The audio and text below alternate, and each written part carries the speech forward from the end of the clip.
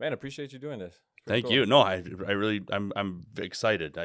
When you first told me you were doing this and we talked about doing it, I was like, all right, I want to be able to do this. I want to kind of, because everyone kind of sees me post stuff and everyone's got their opinions of me and stuff. But like when you get an opportunity to kind of listen to me and hear, like when people have a chance to talk to me and hear what I have to say, they're like, oh, okay. Well, now it kind of makes a little more sense. I'm not just. I hate them a little bit less. Right. Pretty much. They still hate me. I told my girlfriend the other day, I go, I don't give a crap. They don't like me. Just respect the work I do and what I've created. That's the only thing I ever ask. So. Absolutely. Because you are putting in blood, sweat, and tears. Dude. Yeah. Because it is not easy running a league. No, it's not. I'm definitely going to ask you about that. Sure. Welcome to Put the Ball Down podcast. We have another episode. First one with a special guest. God, I'm honored. This is awesome. Thank you. Founder, owner, director, commissioner, doer of all, basically. Wearer of many hats. Many hats. And not to cover the hair. Not to cover the hair. No, it's to stop the sunburn. The man over at Revolution Flag Football out here in Chicagoland area, killing it. Thank you.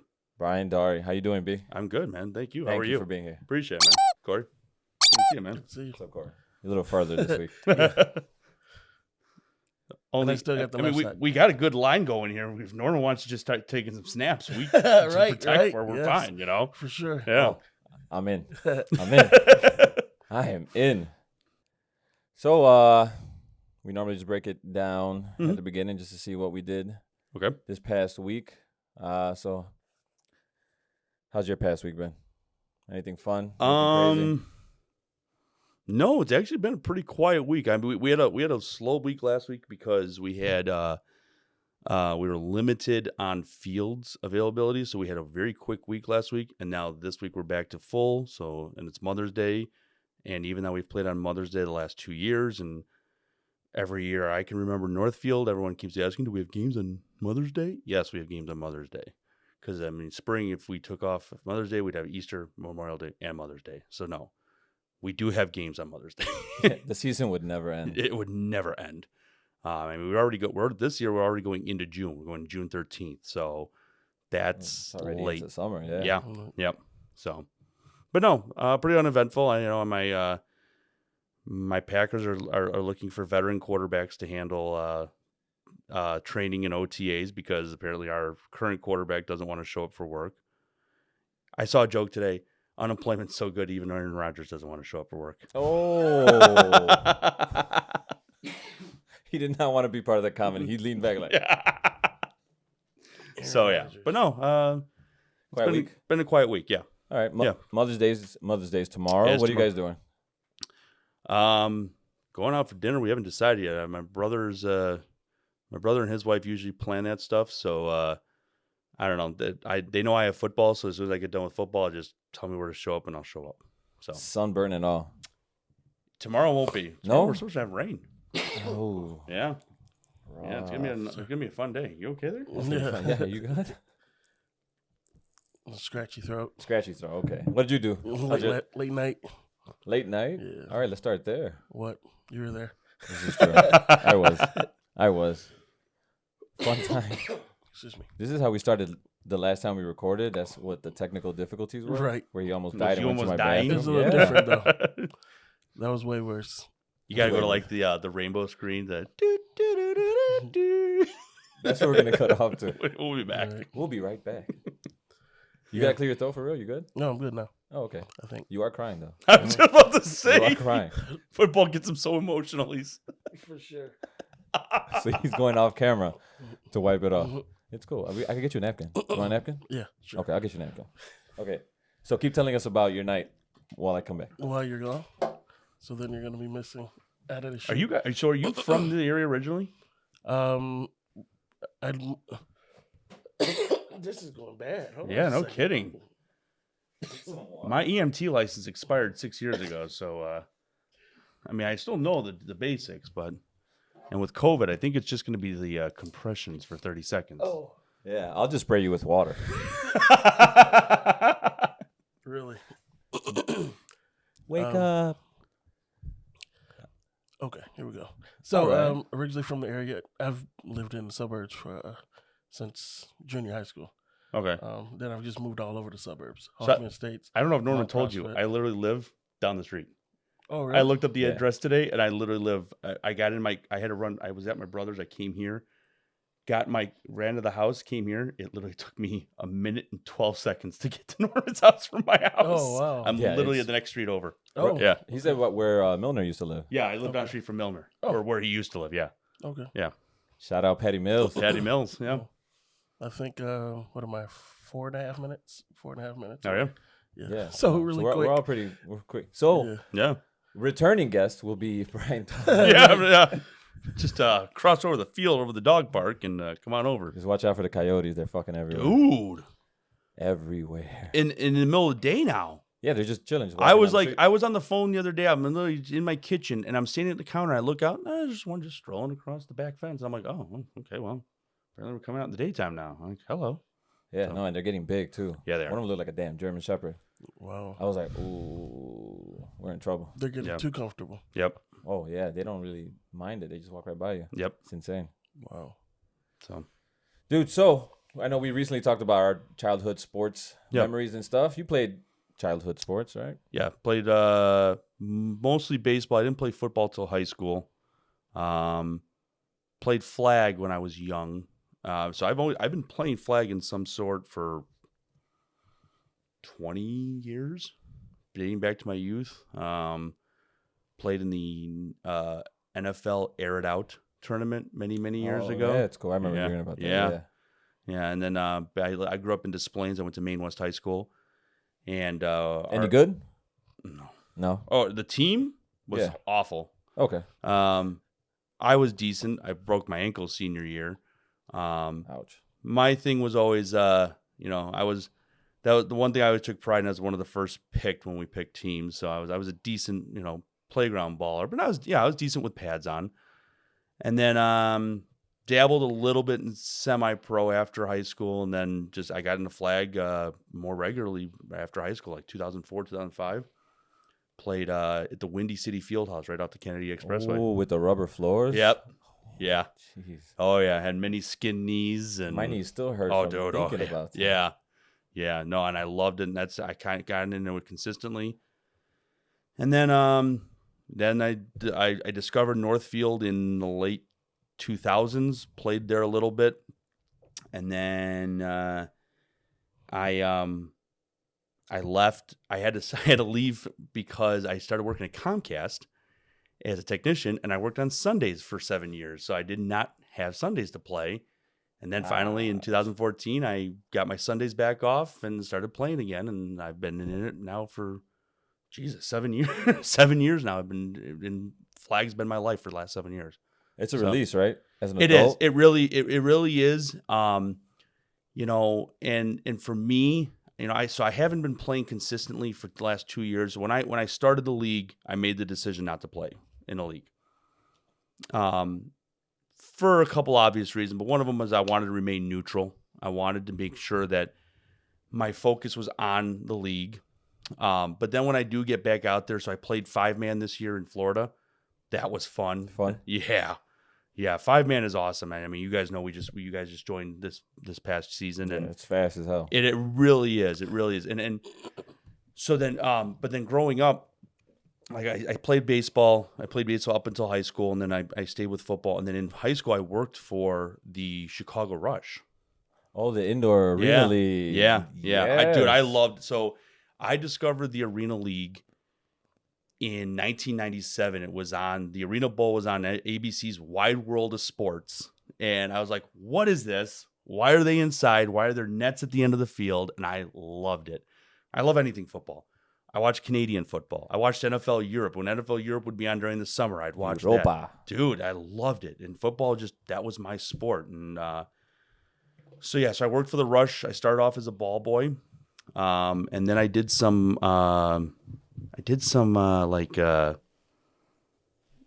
different equipment stuff. I little odd end jobs. One of my teacher's brother was the trainer, so he got me side work, and I got to go out on the field and stuff. And yeah, that's just been, my life has been football. And now for the last 3 years, it's been running a league. So yeah. Yeah, me and Corey were late bloomers. I didn't start playing until high school because my parents hate football. Really? Corey's mom hated football too, so he didn't start till when? High school. Yeah. Oh no, you started in high school, but she didn't find out till you were a senior. Right. Are you one of those, huh? Yes. How did you hide it? Just told I was playing other sports. No kidding. That's How awesome. did you get this many bruises from badminton? Where'd you go to high school? Coney High School. Oh, okay. Okay. Okay. Where'd you go? I went to Lane Tech in the city. Oh, did you really? Yeah, I loved it. Okay. Well, how old are you? 35. I graduated in 04. Okay. Nah, he might be your age. I don't know. I know a guy by the name of Darren Schwartz. He went to Lane Tech. Schwartzy. It might be Schwartzy. Yeah, maybe. We knew each other by last names. Oh, did you? Okay. All right, so you played sports as a kid. What's your favorite sports memory? Well, playing-wise as a kid, I was part of the 1996 Des Plaines West Park Little League champion Carpenters Union. We were sponsored by the Hoffman Estates Carpenters Union, even though we were in Des Plaines. But as an adult, when you asked me this question initially, the first thing that comes to my mind is, and I know you're going to rip on me, so I'm a diehard Packers fan, as many know. Yes, he is in Bears country. Yeah, is the day that I walked into Lambeau Field. It was opening night 2011. Packers were coming. They were the defending world champions, having beaten the Steelers in Super Bowl 45.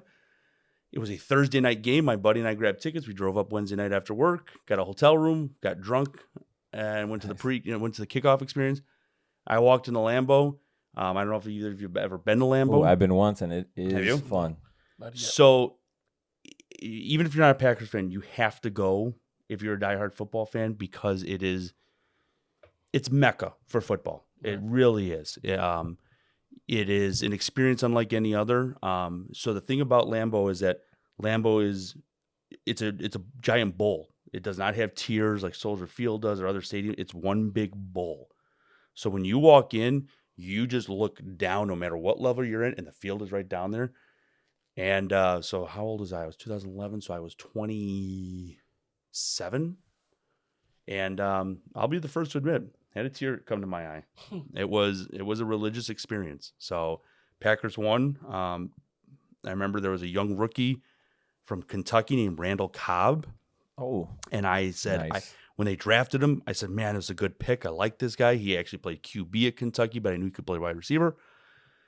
Takes one of the kickoffs back for a touchdown. And, I mean, the next few years, he, caught a couple game-winning touchdowns against the Bears. And had a nice little name for himself. Yeah, he did. He did decent. So, and I mean, that was for me, that was the moment that always stands in my mind. And then for obvious reasons, I mean, when the Cubs won the World Series, I'm a diehard Cubs fan. So, but me personally, what I got to experience was the day that I got to finally walk into Lambeau, and that was amazing. So, yeah, I went one time, like 7 pairs of joggers, a couple jackets on. Oh, yeah. Everybody was walking in with cardboard.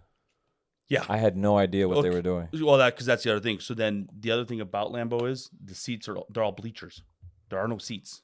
Well, there are now. So they built there's a section of seating now in one of the end zones that's raised, and some club seating they have seats, but like it's the entire perimeter. It's bleachers. It's the bleachers you sit on at the high school, wherever.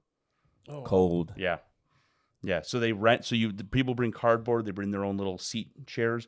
They rent the seat chairs at Lambeau. Yeah. So. Yeah. Everybody's putting the cardboards on the floor too, so their feet don't hurt as they're standing. Yes. We weren't prepared for it. We stayed in a hotel. We came from down here. Which you're lucky because getting a hotel. So like the schedule, I think the schedule comes out next week, right? Yeah. The dates come out. Yeah. Yeah. Opponents are already out, but the minute the schedule comes out, hotels in Green Bay book up because everyone. I mean, and because it's such a small town. I mean, Green Bay is only 105,000 people, 110 maybe. There aren't as many hotels you would expect, and they book up. So, like by the time I say a week after the schedule is released, getting a hotel. If you want to get a hotel for after the game, good luck.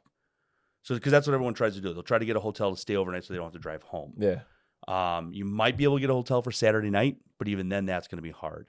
So no, getting a hotel is just sometimes you end up in Appleton, which is 45 minutes away. Yeah, I thought the coolest part was that it's in the middle of a neighborhood. Yes. There's like houses, and then your backyard is Lambeau Field. Yes. The coolest fucking thing. It's so two big things. Number one is you can park on any street. You could just, so 2 blocks down from Lambeau, go down to side street, there's a parking spot, park there. But the thing that a lot of people do is the houses surrounding. And mind you, the houses are the normal ranch houses you see right over here. And what people will do is they will do tailgate experiences where you park in their yard and then they'll cook for you in their garage. So there's actually this one guy who he built a fence around his property, and his property backs up to the parking lot at Lambeau, and he's got a gate. So for, I don't know, I think it was like $120 a person, you can park your vehicle there. He puts an entire spread together. He cooks. He does like a pig roast, and he puts out all this, just you name it. And you tailgate in his backyard, and then when you're ready to go into the stadium, you open the back gate, you walk into Lambeau Field. Oh, wow. So I asked him, I go, have you ever thought about selling this place? He goes, oh, sure I have. And I go, and? He goes, well, I had it appraised. And he goes, it's a 3-bedroom. I remember this to the T. It's a 3-bedroom, 2-bath house with a 2-car garage. I have 1,100 square feet. So that house is pretty much a house you'll find over here in my neighborhood. Yeah. My house, I think I bought it for $168,000. Yeah, this guy's house is worth almost $500,000. What? Because it backs up the Lambeau Field. It's like, okay, cool. Yeah. So, yeah. That is badass. Another cool, interesting thing that I don't know enough of, and I really do want to ask you. You are a shareholder of the Green Bay Packers. Please, for all those that don't understand what that is, like. Sure. So the Packers are the only publicly owned professional sports team in the United States. Not North America, because a lot of, actually several of the CFL teams are community owned. But the Packers back in the Packers started in 1920.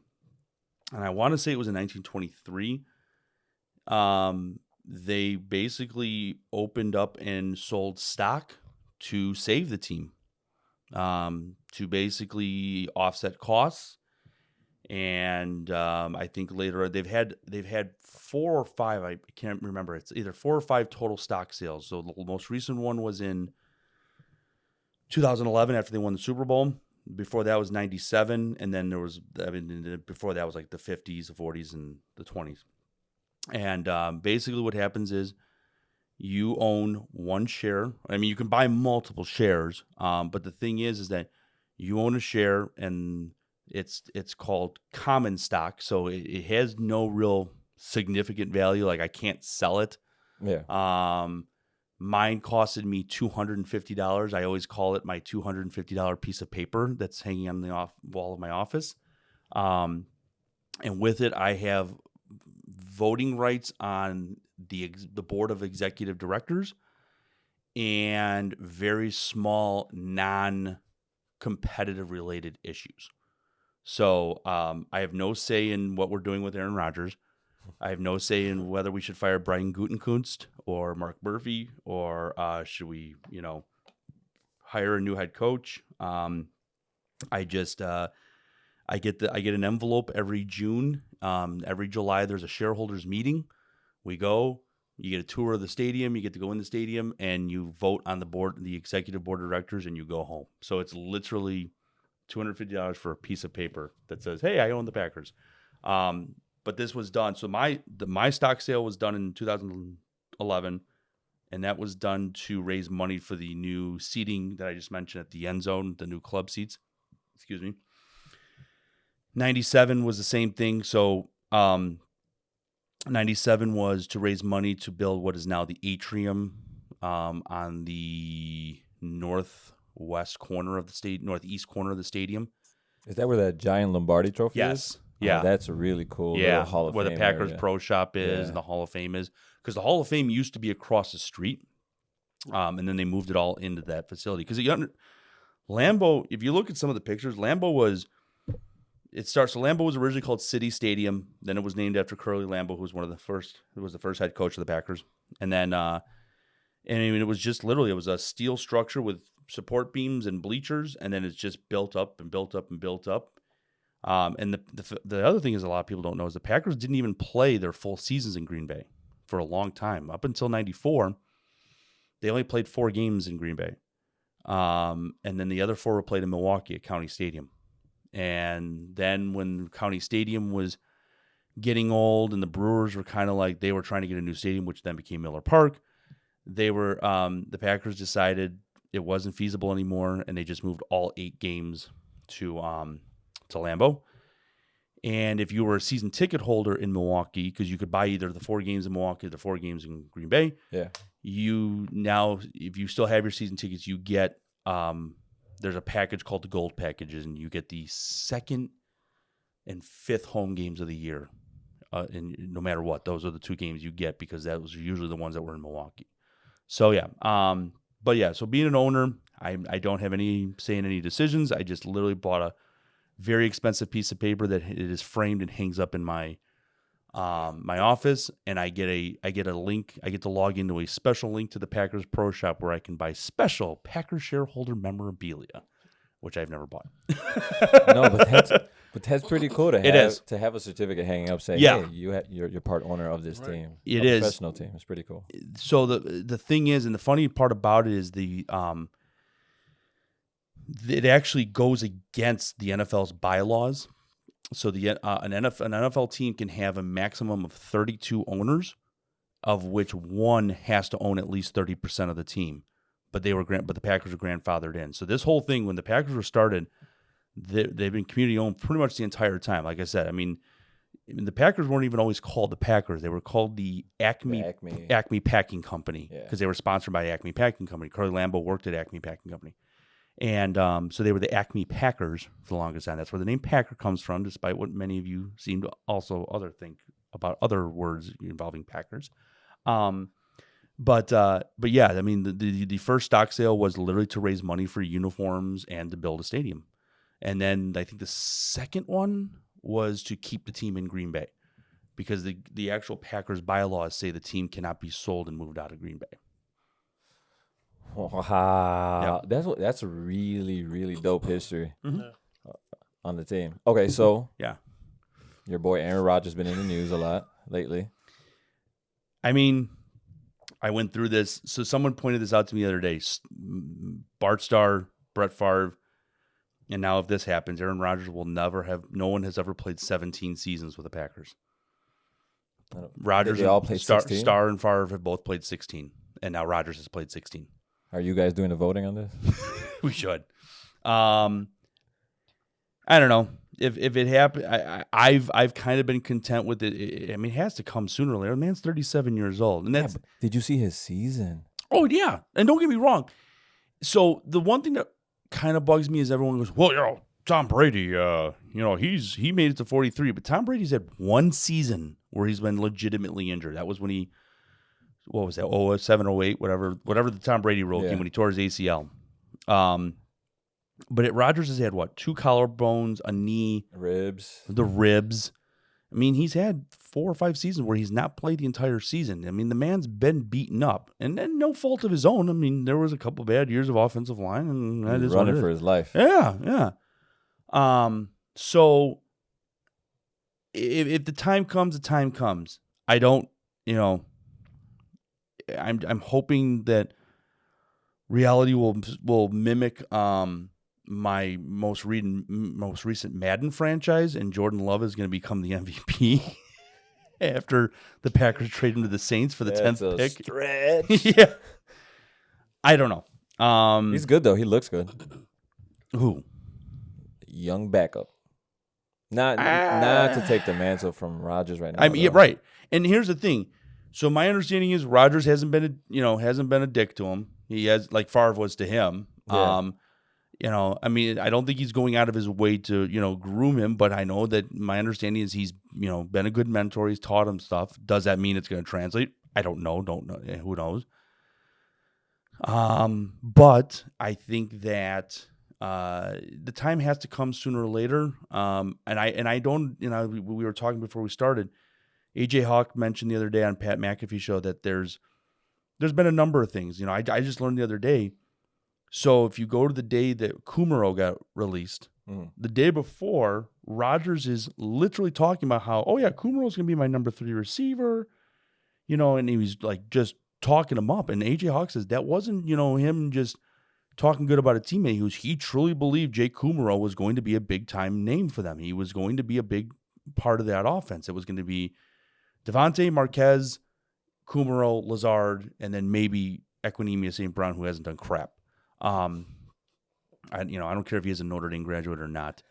But then the next day he talks all about that, and the next day he gets cut, and Rodgers knew nothing about it. The other thing being that AJ Hawk said Aaron doesn't have an issue with Jordan Love. He has an issue with he got blindsided. The way he came onto the team. I mean, so my understanding is Ryan Pace called Andy Dalton and said, "Hey, heads up, we're gonna trade up and draft Justin Fields." I mean, Andy Dalton's been a Bear for what, 40 days maybe? A month, that's what we were just saying. Yeah, right, yeah. I mean, so it's like, but I guess that's common courtesy is to tell somebody, especially the quarterback, hey, we're bringing this guy in. Favre knew Rodgers was coming. I mean, the Packers, when the Packers told him, if this is the situation, we're going to draft him. It didn't make Favre any less of an asshole, but nonetheless.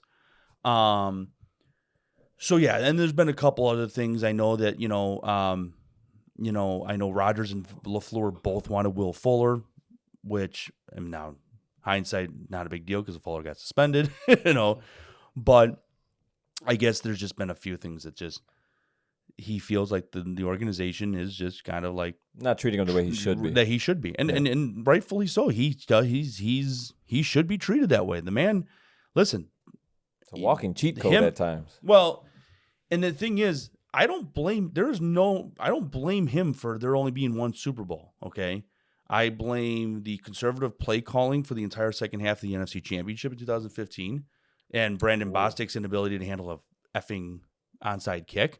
I blame, bad play call this year. You like the new coach, the young coach? I do. Yeah, I think he's got a good offensive mind. So I actually, it's a 6 degrees of separation, but there is actually a connection to Revolution for Matt LaFleur. Hit me with it. Matt LaFleur's brother Mike, who is now the offensive coordinator of the New York Jets under Robert Saleh, was the QB coach in San Francisco, is a graduate of Elmhurst College, and was teammates with hungover quarterback Chris Kudaba. Yeah. So Matt LaFleur's brother played quarterback on the field that you guys play on every Sunday. Yeah. So, like I said, it's very 6 degrees of separation, but there's a connection. So it's there. Yeah, it's there. It's undeniable. Yeah. Well, Corey's been extremely excited about Justin Fields getting picked up by the Bears. I know division rivalry. How do you feel about possibly seeing him this year? I mean, here's the thing. Is he a true talent? 100%. I hate Ohio State. But what is up with people hating Ohio State? Because I'm a Badgers and an Irish fan, so I mean. Oh, okay. Yeah. So. He gave you a face. Yeah. Why? I don't like either one of those teams. Okay. I'm a Florida State fan. He's a Seminole Seminole fan. Okay. All right. Well, between Peter Warwick and Jameis Winston, anything else you want to steal? Oh. Because what did Peter Warwick steal? He's swinging for the fence. Peter Warwick stole like a pair of shoes or something, did he? Something irrelevant. And then Jameis sold the crab legs. Steal the crab legs. No. I thought he did the right thing. He admitted to stealing something. After he got caught? No, he didn't steal them. It was a hookup. She didn't want to charge him for them. So it was her lose her job or him say he stole them. You're sticking by that. I feel like crab legs are not something you hook somebody up with, but what do I know? At the grocery store, she was trying to do him a favor. She probably wanted an autograph. Probably. No. So Justin Fields, great talent. I think. I mean, and possibly the first Ohio State quarterback where I genuinely think has a future. Right. I mean, feel the same way. No Craig Krenzel, no Troy Smith, no. I don't count Joe Burrow because I think Joe Burrow cut his teeth at LSU. He didn't cut his teeth at Ohio State. Agreed. And wait, did Jalen Hurts go to? Wait, where did Jalen Hurts? Alabama. Hurts was Alabama, and then he went over to Oklahoma, wasn't it? Oklahoma, then Alabama. Oklahoma. Or vice versa. No, vice versa. Yeah, it's Alabama, then Oklahoma. Yeah. Okay, I thought he had been at Ohio State. Okay, my bad. Okay, no. So generational talent, I think so. Is he going to be coached correctly? I don't know. Right. Matt. Here's the thing about Matt Nagy. Matt Nagy. So Matt Nagy coached in the Arena League and played and coached in the Arena League. I got to see him play. He used to play for the Georgia Force in the Arena League, and I think the Columbus Destroyers.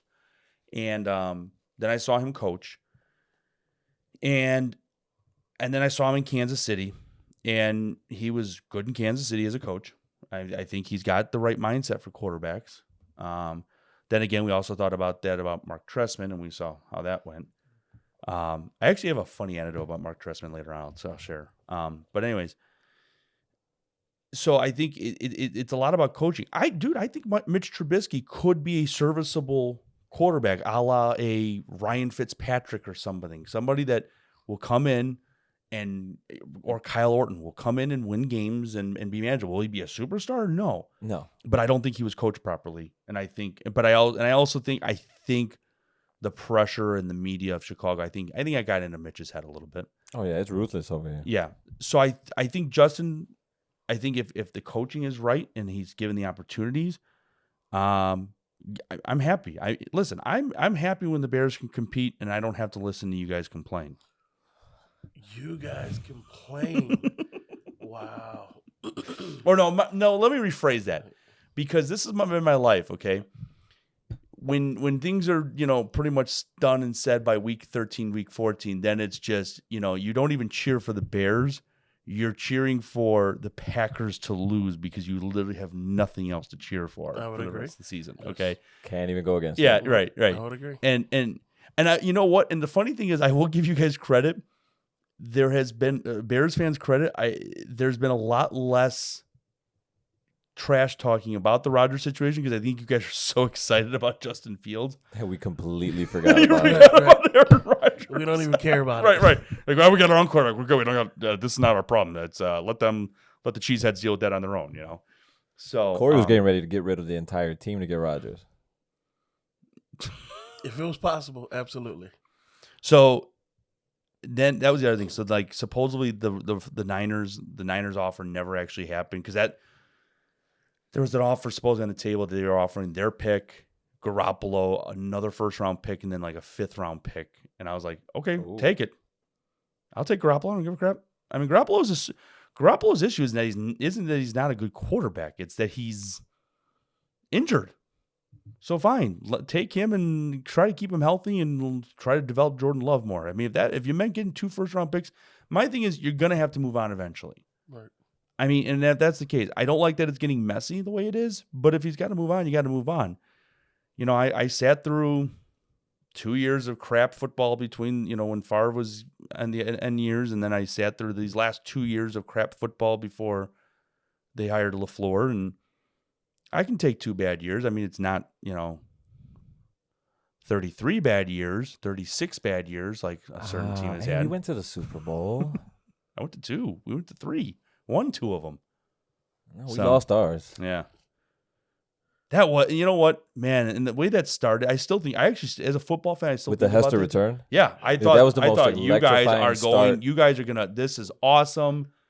And then I forgot you had Rex Grossman at quarterback. Sexy Rexy. And then it just went downhill from there. Oh my goodness. Yeah. I just remember just the rain pouring down, watching Peyton Manning just smile. Yep. I was like, we're fucked. So no, but I'm ready if the day's coming, it's coming.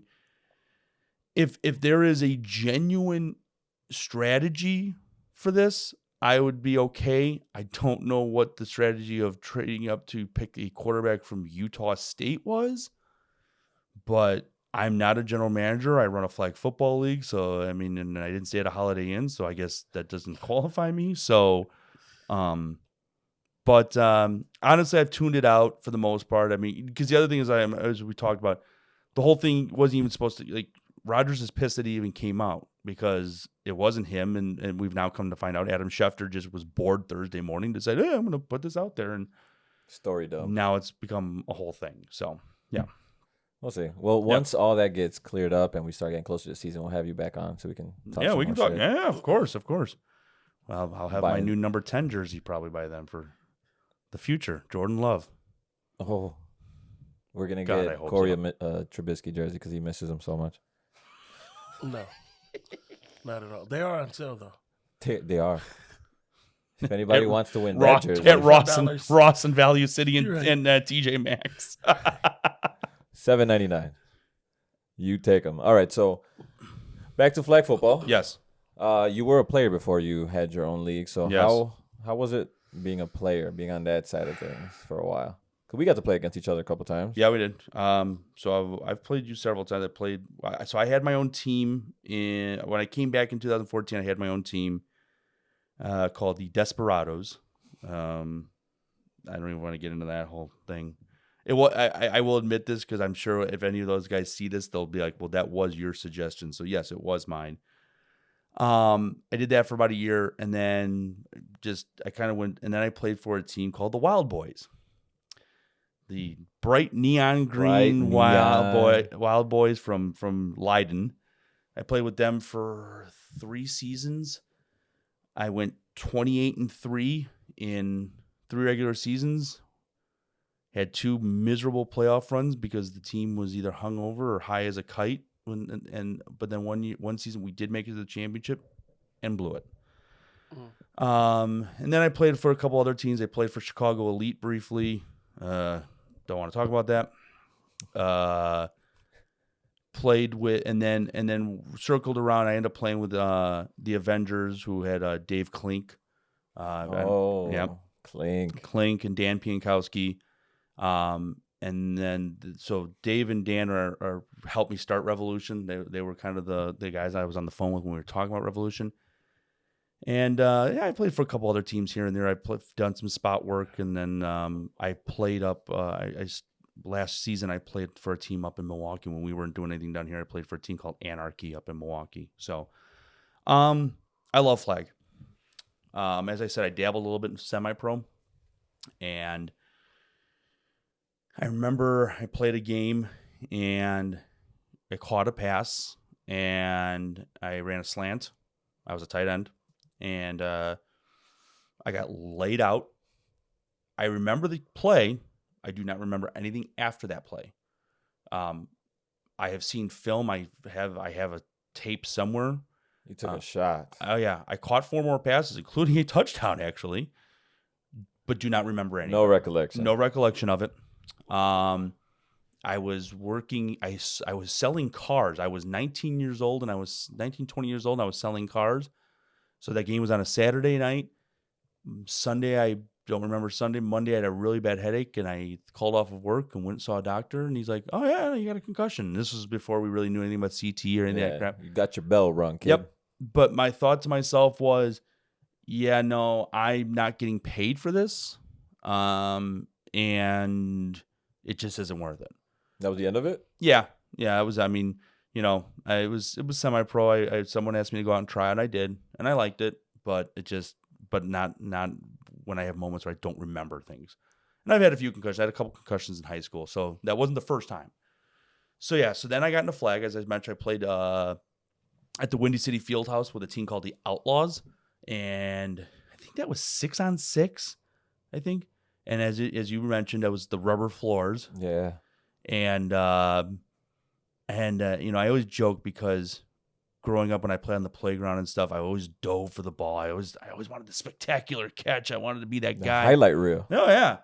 And I would tear holes in my jeans, and my dad would go, you keep tearing holes in your jeans, I'm gonna put bunny patches on them, And I was like, oh, okay, whatever. I'm gonna keep diving for the ball. It's like I like doing it. And I started doing. I remember diving for a ball on the rubber floored Windy City That's Field. Unforgiving. Oh my God. I was just, my knee had swollen up. I couldn't bend it for like a week. It was the worst thing. I still went back out and played, but yeah, like we all do. Yeah. So I played on a couple different teams, and then I played in Northfield briefly in like the late 2000, 2007, 2008. Then I had like a 6-year hiatus, and I came back and, like I said, started my own team. Didn't really want to do that. And now the last 3 years, 2018 was the first season. I've been running Revolution. So yeah, well, you became the commissioner at Northfield for a little while. Yeah, so you got to dabble, learn a little bit there. Yeah, so what happened was that when I was with Wild Boys, we had an Instagram page and we had a Facebook page. And my then wife was also she was dabbling in social media engagement because she had an Etsy business and stuff. And because like marketing and stuff. Yeah. So I got, and I had an Instagram, but like I didn't really ever use it. But like I was like, all right, cool. And I looked. And I started finding all these different leagues and teams that had pages, and I'm like, holy crap. I'm like, oh, I just highlight films, and I was like, all right, this is something. So then we started doing it. So as our Wild Boys, I did all their social media and stuff.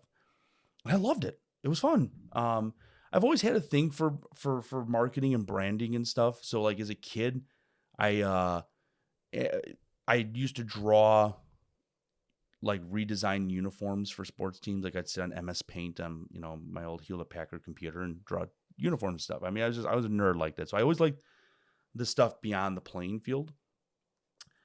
And if you remember me at Northfield, I was also very outspoken about certain things at Northfield. Extremely.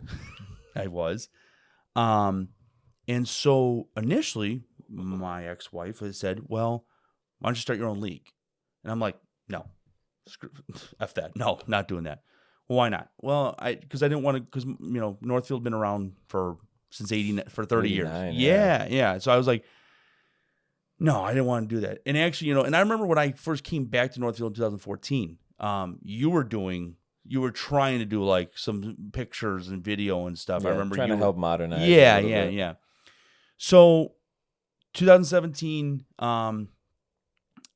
then my wife goes, okay, well, then get involved or something. Stop complaining and get involved, And I said, all right, fine. And here's the thing. I stand by a lot of the things I used to say.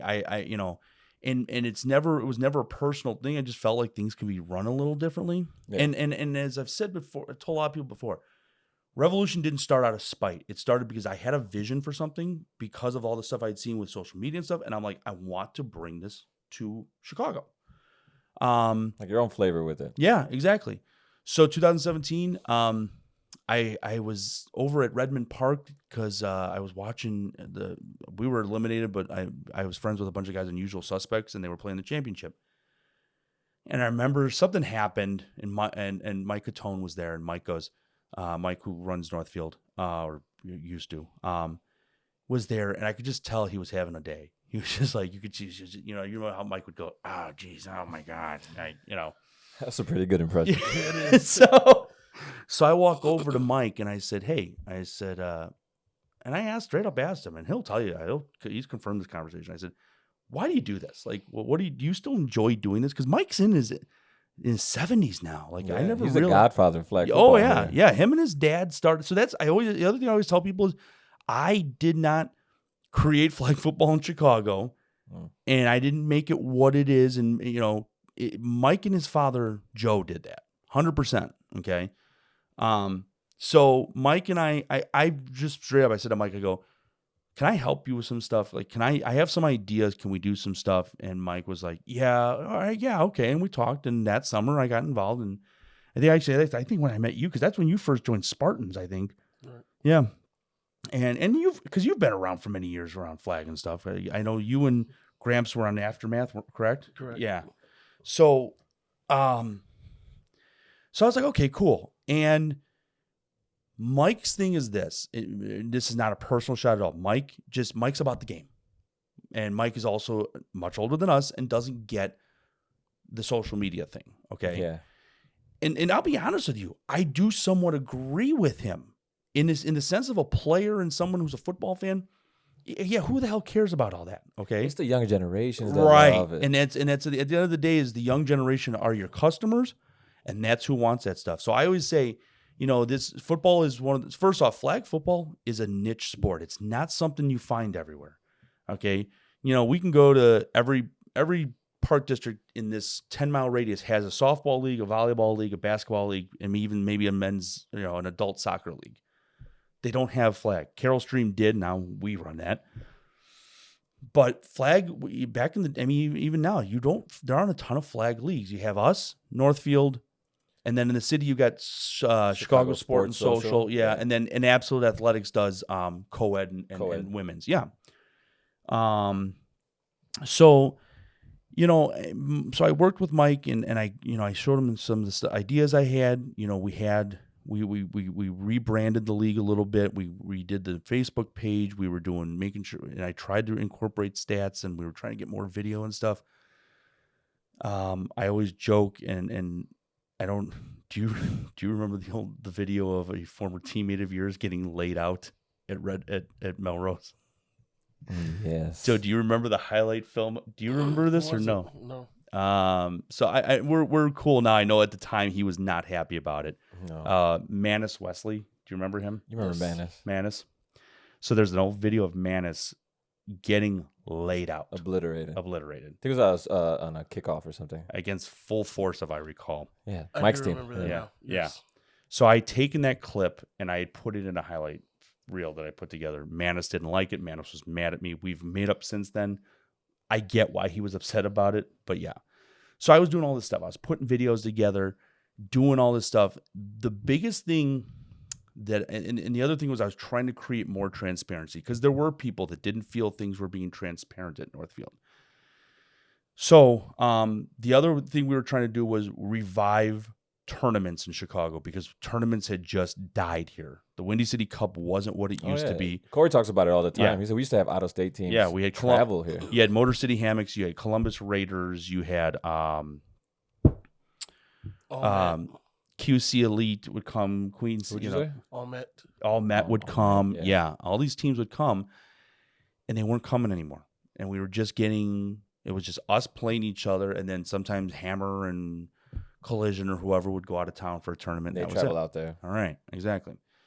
So, myself and another person, Brian Stratton, Steve Rivas, we had, and then a guy named Jason Lawson, Bud, played for Goonies. Yeah.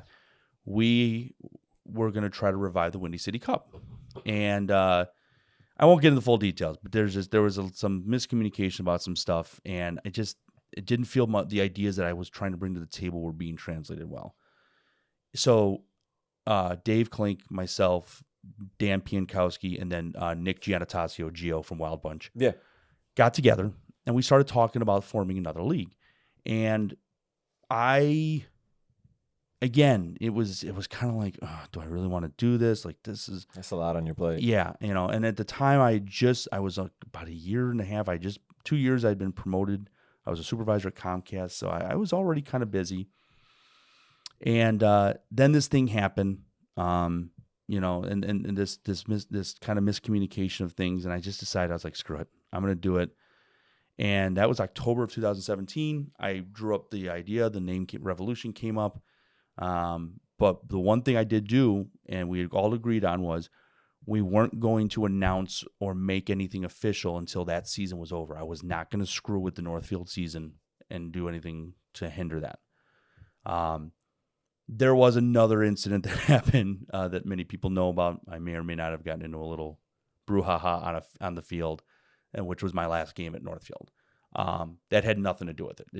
I had ideas. I had a vision. I wanted to create this league that was more than just showing up. So I actually thought about this as on we hear one of the talking points is back in the day when the games were really just at Schiller or Melrose. Yeah, it was like an experience. Like you show up on Sunday, you'd play your game, you'd stay for a few hours. Some guys would grill and it'd just be a thing. That would be Sundays.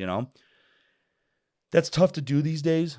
Even pre-COVID. But so what I wanted to do was get back to, because the thing is, you didn't know who the heck anybody was. We got to a point where you were just on a team because you got recruited. Yeah, exactly. And no one knew who was a team up in the A division or B division, and guys would just show up and go home. So I was like, well, fine. If we're not going to get guys to hang out, and the problem again was because of the size of the league. I mean, mind you, when I was at that season at Northfield, I think we had 40 teams over three or four divisions. So, we weren't going to get everyone to stay around. We were at multiple fields, and so I was like, okay. So I wanted to create something that kept everybody engaged. And, football is that sport that guys still kind of live with it in the past. I mean, trust me, if I didn't think to myself, man, if I didn't break my ankle senior year, what would have been different, everyone everyone has their Al Bundy 4 touchdowns at Polk High School moment, Yeah, exactly. So I was like, okay, fine. So it didn't work out. So then I left Northfield, and then even like when the season ended, I reached out to Mike one more time, and I said, Mike, I've got this plan. I've got the Facebook page made. I would like to still work with you on this. And Mike just wasn't interested. And then it is what it is. Fine. For the record, a lot of people don't think this. Mike and I are actually very civil. If we see each other, we shake each other's hand, we talk. Mike came to my tournament 2 years ago, thanked me for inviting him. I saw Mike at Milwaukee when we played in the tournament, when we played in the indoor tournament a couple years. Mike and I are civil. We're fine. So, I mean, we just didn't see eye to eye on that. So I started Revolution. The biggest thing for Revolution was creating, number one, an experience beyond just showing up for playing football on Sundays. I wanted to make it. The video idea was actually Gio's idea. Gio had a friend who did some AV stuff in high school and was looking for some side work. And so all right, let's record the games. Well, then that led into doing stats and stuff. And then that led into the awards because we didn't have awards. Yeah, you guys were the first to do the whole award thing. So I just wanted to create something more. Be honest with you, when I started Revolution, I swore up and down I would never let it get big. I was just like, nah, you know what? It'll be 10, 15 teams, 15 teams at the most. We'll be at Glenbard East, and that's it. So what do we have this year? We have 27, 28. Well, we started with 27 or 28. Thank you, nonsense. And Shy City nonsense. Yeah. We had 27, 28 teams over 3 different fields. We got a YouTube channel that's got 600, 700. I don't even know how many viewers. It's maybe 500. I'd like to get to 1,000 so I get it monetized. And it's full games too. Yeah, it's entire games. Yeah. So I have. So so as I mentioned when I got here, the one thing we're definitely feeling some post-COVID struggles. Stats are struggling this season because we're just the thing was, like I said. So when we started, I had 10 teams. We had a group chat going. Captains would watch the game film, send me their stats. Well, now getting 27, 26 captains to send me their stats, it's impossible. So we're still working on making sure we have all the stats, but it could be an end of the season thing. I've got a couple guys, Chris Johnson and Fudge Hayes from Super Friends are helping me with this, and just start backfilling in the stats. I think we'll just have to backfill them. Yeah, I would like to. I mean, I have what, 3? We have 3 weeks left in the regular season, Memorial Day, then the playoffs. I'd like to have them done in the next month so I need them for player awards because I've got some player awards ordered and stuff. So anyways, but we wanted to make it more about we wanted to enhance the experience, and that's really all it ever became about, and it's what it still is. But my next goal is to make Chicago relevant again in flag football beyond just Windy City Hammer winning national championships. Yeah. So we, as you guys may recall, we were supposed to host the FFWCT national championships last year. Didn't happen because of COVID. That was kind of a thing that I had pushed for to get an event in Chicago. 2 years ago, we did the Chi-Town Championships in Carroll's Dream. We had 8-man, 5-man, co-ed, and women's all combined. We had over 30 teams over a 2-day event. Great event. It's a good time. Yeah, it really was. For the record, it's undisputed. Not Windy City Hammer. Yes, correct. For the record. Yes, it is undisputed with the merger of Windy City Hammer and Showtime, which, and that's the thing is guys, I want to promote. The other thing about Revolution is I want it to be understood. So we have 3 divisions now: D1, D2, D3. D3 is, in my opinion, kind of the training wheels, the intro to flag football. Get to know the rules, yeah, ins and outs. Yeah. D2 is the guys that they're building. Some there are, and I'll be honest, there are some teams in D2 that probably don't ever want to play in D1. That's that's okay. But Nothing wrong with it. But that's there not are your goal. right. But then there are teams in D2 that are looking to move up. I know, Wild Bunch wants to get back to the top. New Wave has openly talked about it in the group chat, in our captain's group chat. Speaking of which, that was another thing that I wanted to do, was I wanted to make sure the communication with teams was very clear and transparent. So since day one, I have always had a captain's chat. So a direct line to me. No side, I talked to different captains and stuff on the side, but like anything we discuss league related is out in the open. All the captains are involved in it. They were for the first couple of years. Now we have the players committee. So there was so many things I wanted to introduce, and I still want to introduce. There's so much things I look and I'm like, oh my gosh, we could be doing this, we could be doing that. And it's all about the experience. It really is. It really is. And so Revolution has grown into something that I don't even think I thought it was going to grow into. I always tell myself, in the back of my mind, I knew we were doing a good job. I knew we had a good product. But I was like, man, I didn't think that we were ever going to get to 30 teams, and I swore I would never let it get to that. That was within 3 years, right? Oh, yeah, really? Yeah. Well, so season 1, 10, season 2, 11, season 3, 24. Big jump. Season 4, 21. So, and then this year, 27, 28. And that was the other thing was, so Carroll Stream, as I mentioned, we now are partnered with the Carroll Stream Park District because we run their league. They had their own league. I went to them back in 2019. I said, hey, how about I run this for you? All you got to do is, you don't have to, then you don't have to pay shirts, you don't have to pay refs. It's pure profit. Just rent me the field. Well, yeah, we'd be interested in doing that. And then it never happened. And no fault for Carroll Streams. What happened was, I still was kind of figuring things out. The price, Carroll Stream at the time was like $650, $700. So like guys, and I'll give a lot of credit to the guys here in Chicago. No one really complains anymore. So league fee this year is $1,250. That's everything. That's your fields. That's me paying the insurance. That's the refs. Yeah, the refs, everything. Because that's the other thing we the one thing we did differently was we had 3 refs. Because remember, we always had 2 refs at Northfield, so we always had that third ref. The other thing was always had turf. Always wanted to make sure we had turf. We had one season a couple years ago where we had to play on grass because we lost a field at the last minute. But mostly almost every week has been played on turf. We have not had, outside of that one season, we've not had rainouts. I've got my phone's been blowing up today. Are we playing tomorrow? Because there's a 98% chance. Yes, we're playing. There's rain, but it's turf. As long as there's not lightning, we're playing. Yeah, that's the only thing. So, So we've built this into this thing. I have a vision of where I see this in the next year or two. Lay it on us.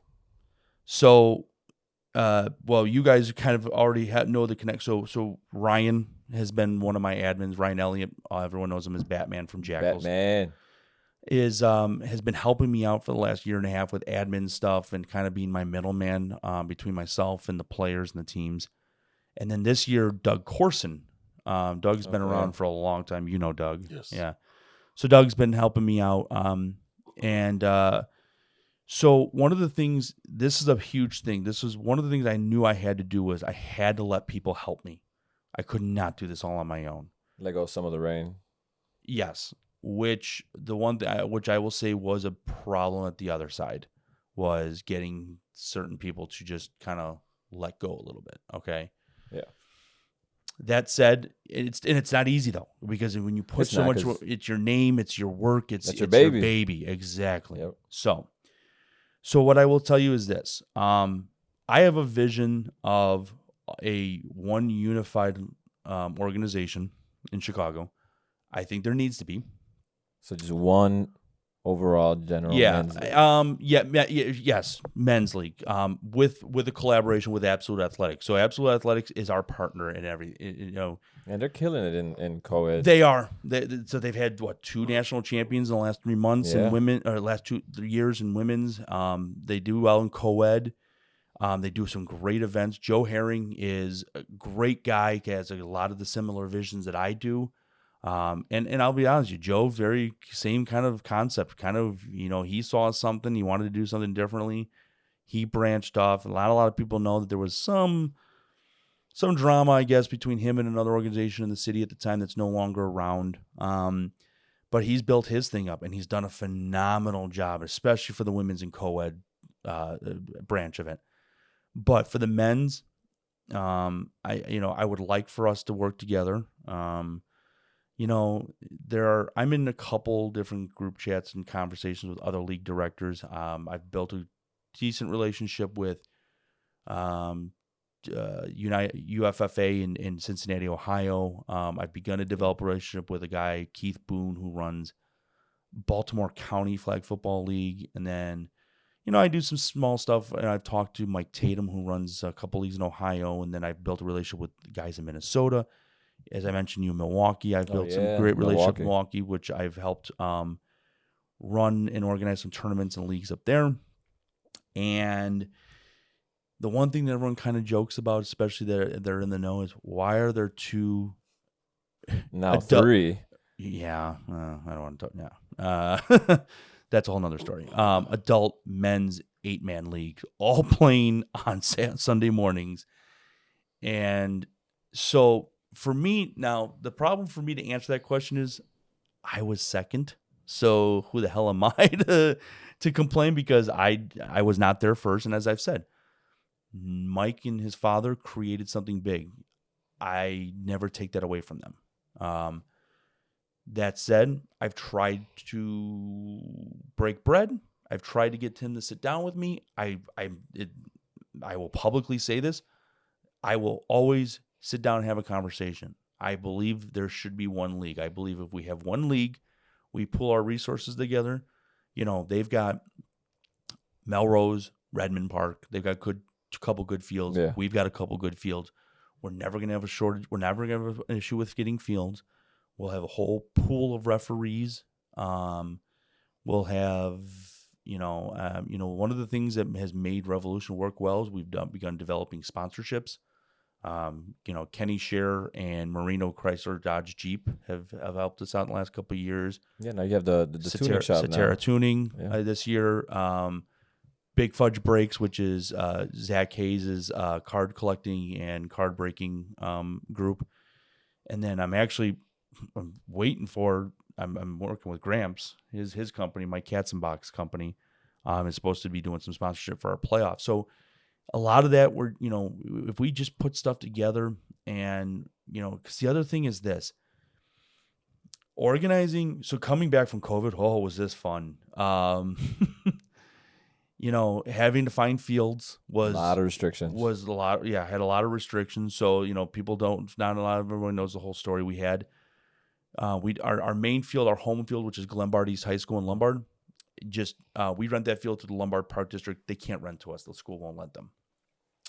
So we have Glenbard North because of our agreement with the Park District. I have Elmhurst University where we've played before. And then we had Immaculate Conception High School. Well, 2 weeks before the season started, they backed out on us. And I get it, but I also kind of was like, So now Naperville helped us out. They got us Commissioners Park, which is a drive, but it's a field, It is a drive. So, but anyways, the problem we've had is that with 2 leagues is guys want to, we're not sure what league we're going to play in. We're not, so here I am, and I'm like waiting for the teams to register and finish registering and decide. Because again, so that's one thing. I've never gone out and poached teams. I've never tried to take teams. I went out there. I said, here's my league. This is what I'm going to do. Come play or don't. I can't, I'm not going to beg you, and Yeah. and they did.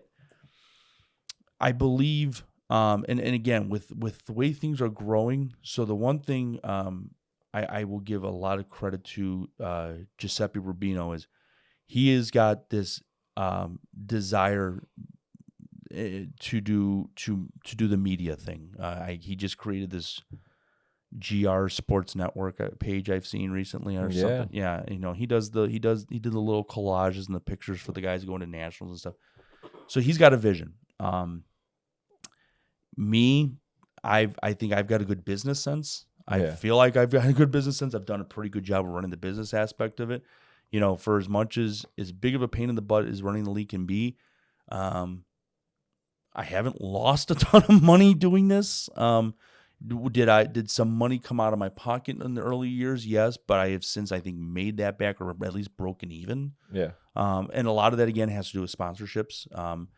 But I think if we put everything together and we stopped with the what league are we going to play, or what and if we just say, okay, here guys, here's the deal, whatever, Revolution, Northfield, whatever it is, whatever we call it, is kicking off March 8th. Sign up. That's it.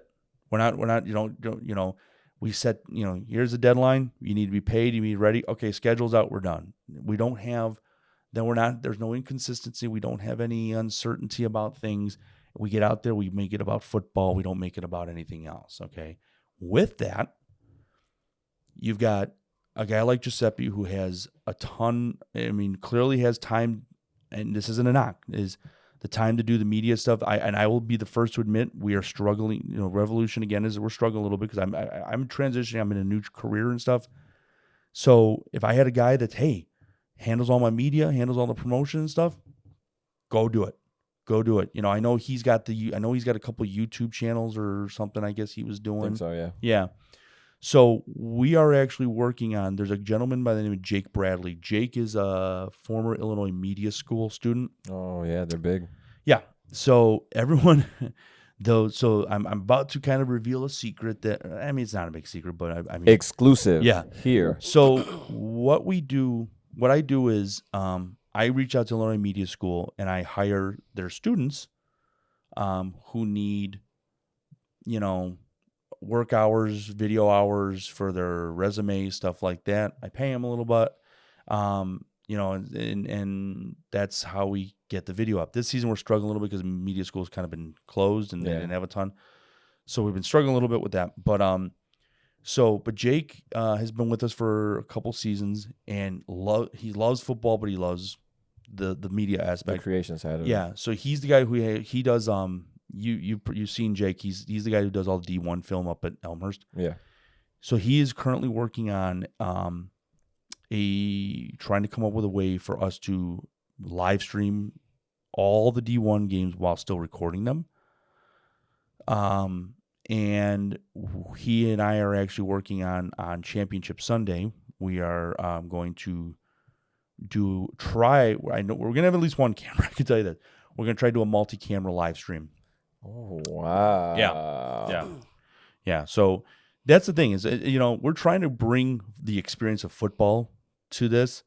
But my thing is this, I would like, I know this sounds kind of backhanded, but if I didn't, I could put so much more time and be able to do so much more if I didn't have okay, what's my competition doing today? Like if I didn't have to deal with that. And here's the funny thing. I've told my competition this. I don't pay attention to what they're doing. I don't. I'm so busy focused on Revolution that I just don't have time. But then people will like, oh, hey, did you hear about this? Everybody's always going to talk about it. Right, it comes back to me, okay? I really believe if we were working together, things would be so much better. And so there's, and I'll say this, some of the stuff I do is not original, isn't like, I didn't come up with it. Copy, paste, make it better. Yeah, so like the clapback, the show that we did, that was inspired by XFFL in New Jersey. They have a show called Real Talk. Oh, yeah.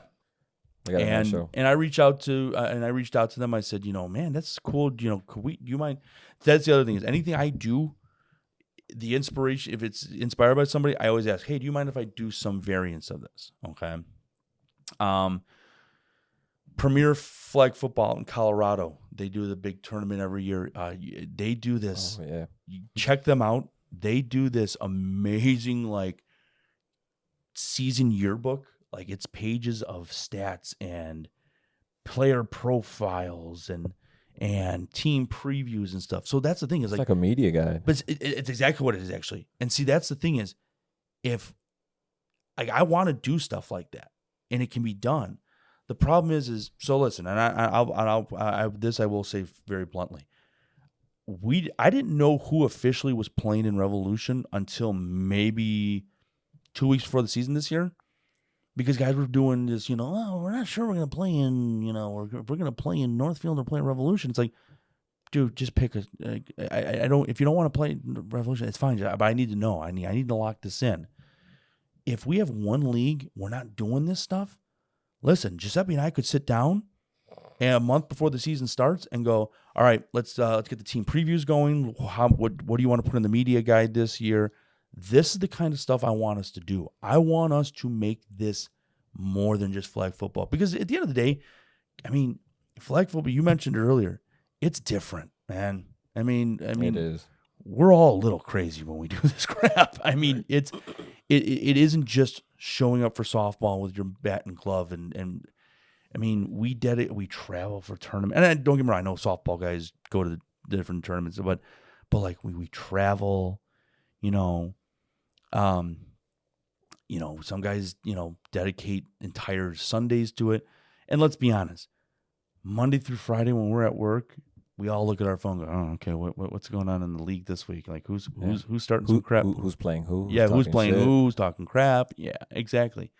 And so if we have one league and one organization that, everyone's got a role, everyone defines, and we know what we're doing, and we're not playing, this back and forth game, dude, the amount of stuff we can end up doing for Chicago, oh, man. I really, if you guys really understood, I have nights where I sit up and think about this stuff, and I'm like, I really want to do this, but I can't. I wanted to do the preview and the media guide this year, but I can't because I don't have teams don't want to commit right away and stuff like that. So I asked the guy that runs the league out in Colorado, Michael Parfit. I asked him, I go, how long does this stuff take you? He goes, dude, it takes me, he goes, 3-4 weeks. I'm like, it's a lot of legwork. It's a lot of legwork. And again, we are such weirdos about flag football, but it's worth it, and I love doing it. And at the end of the day, like, listen, you gotta tell me. I mean, both. You gotta tell me you haven't pull up the video and go, no, Tim, that's that play. You showed a friend or something. That's a play you made, or that's something you do, or the best. So I'll tell you the thing that really set for me. I don't know if you guys know who Josh Lara is. He used to play for United. Yes. Okay. Joshua Lara. So Josh is, I think it's his dad, lives far away or something. Our first season of Revolution, Josh was like one of the top receivers in the league. So his picture was up on every post we made and stuff. Josh's dad either messaged or he commented, but he wrote a message to us thanking us. He's like, I don't live in Chicago. I don't see Josh. I don't see Josh regularly. Thank you for doing this. I get to see and follow my son and see what he's doing, and I get to, I get to show, that's awesome. Friends and family. Yeah, that's honestly what the stuff we do. That's why we do this stuff. Like it's really, like, and that was the thing. Like the clapback. Oh my gosh, that was 10 weeks of absolute debauchery in my office. I mean, it was. It was fun to listen to. It was, dude. It was, and I love doing it. And it's because you get these guys in here, and they want to talk about, my team's the best, or you get Matt Rail going on, 30-minute diatribes of history about Windy City Hammer, and you've got, the one time I got K-Mac in, and I'll tell you something, and I don't care what he thinks about this, but. K-Mac says a lot on Facebook, but man, the one day I got him on the show, he was quiet as could be, and I'm like, "Come on, man! Like I wanted the K-Mac from Facebook, man! Like, come on!" He was holding back. Oh, he was holding back. But that's the stuff, and like So we've actually tried this, and I mean, I've mentioned this. I would like for us to have a Chicago Flag Football Hall of Fame. I think it can be done. I've talked to Brian Stratton and I have talked about it. I've talked to guys that have been around. Doug's brought it up. I think I've even mentioned it to you before. I'd like to do it. I'd like to get the guys that have been around for a long time and get to, and just have this thing where it's just this community. It's like, even if we're not all hanging out at the park anymore, I'd still like us to have something. I've got a vision of, an end of the year banquet, where we all get together. I used to love banquets after sports season. Yes. Those are so fun. Get together. Everyone has some drinks. We do awards. We, and I mean, dude, I want to do this stuff. I want to, end of the season parties or preseason parties. But again, it's this, we got this this obstacle right now, and that is just this stupid divide. This divide. Yeah. And so I can say this, I know that we are possibly overcoming something. So, we're going to try to work. We're working on an outdoor 5-man season. So that's another thing. We just brought 5-man. So we've always been 8-man. We brought 5-man to Chicago, as we mentioned earlier. Fast, fun, Fast. Yeah. So Billy Oddie, who runs United Flag Football League, has kind of been playing middleman. I'm actually going to be reaching out to Giuseppe tonight or tomorrow to kind of go over some logistics. We're going to try to work together to do a flat 5-man league, which I would hope would then, maybe segue into more. I would love to see it this fall. If not fall, I'd like for 2022 for us to have one unified organization where we have 2-3 tournaments a year. It's a hell of a start. Yeah. I would like for us to have, a preview, we have our preview media guide. I'd like for us to have one show where we, have people on. But a lot of it has to, I think a lot of it includes working together. Flag is, a lot goes into it. Scheduling is a huge thing. The biggest thing is we have been very consistent about having a schedule completed before the season starts. And, it changes obviously when teams have to go to a tournament or something, or, a team or they drop out. Yeah, they go 0-6 and gets outscored by 200 some points. They drop out. Not naming any names. It's nonsense. Not Chison. No. It's not undisputed though. No, we but at the end of the day, it's worth it. And listen, and I'm a very candid and blunt guy. If I had some days where I'm like, oh my God, why do I do this? Like, why am I doing this? Oh my God, do I want to do this?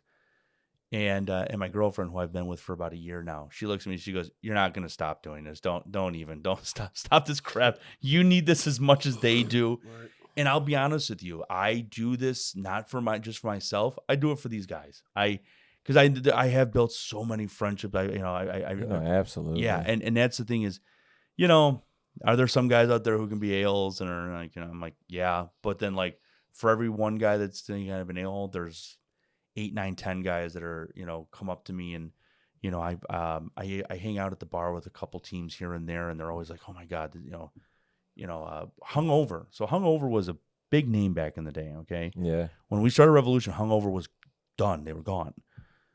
They all grew up in Lombard. Lance Cole, Kevin Vance, Matt Ammons, all those guys grew up and went to Lombard East. They came back because it was close for them, but because it was like, all right, cool. This is a different experience. Let's do this, Now, how many seasons later, they're just like, they're still around. They're playing. Are they the Hungover of 6, 7, 8 years ago? No, but they're still out there having fun. And, and guys just, they'll come up to me and they'll be like, man, I was done playing. We've actually got guys, I won't name names. We've got guys that commute from Madison, Wisconsin, Milwaukee, Michigan, Indiana, they'll drive over an hour to come play on Sundays. And this is their thing. It's like that fraternity vibe where it's like, it's a brotherhood. Everybody. Oh, yeah. You're extending your football playing career, whether you played in high school, college, pros. Yeah. Like you're extending your playing career and you're still hanging out with the guys. That's why I love Sundays. I do. And that's, so like, my thing is, somebody somebody made a comment to me early this season. They didn't agree with something I was doing or said or whatever. And like, I was kind of being like, dude, I'm not having this conversation with you. And I was like, I kind of didn't. And they made a comment to the effect of, sometimes I wonder if you run the league so you can feel important. And I'm like, well, do you? Oh, yeah. I do. I mean, but here's the thing. I hope so. I mean, I put a ton of work into it, and it is a passion project for me. It's something that I've talked about. It's on my resume. I mean, when I was looking for jobs last year, the first entry on my resume is founder, director of operations, Revolution Flag Football. People are like, the heck is this? But the thing is then I get into what I do. It's like, I show them everything that goes into it. I mean, if you guys saw the kaleidoscope of colors on my Excel spreadsheets when I'm doing your guys' schedule, it's like an acid trip, man. It's like, and like my girlfriend was watching me this year, and she's like, "What does this all mean?" Don't even ask. I'm like, I know what it means, and that's all that matters. There's a method. There's a method to the madness. I always say that. There's a method to the madness. So Flag, and here's the thing. Flag is becoming, I don't know if you guys know this. So FFWCT, one of the founders, Travis Burnett, also runs USA Flag Football and is very involved right now in the movement to make flag football Olympics an Olympic sport. I saw that story. They're trying to get it, I believe, to be a test.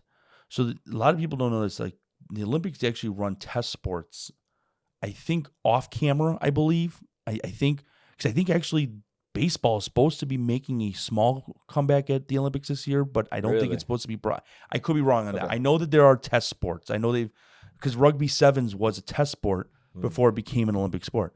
So I think the hope is that, because I think 2028 is when the Olympics are in LA, are supposed to be, I think.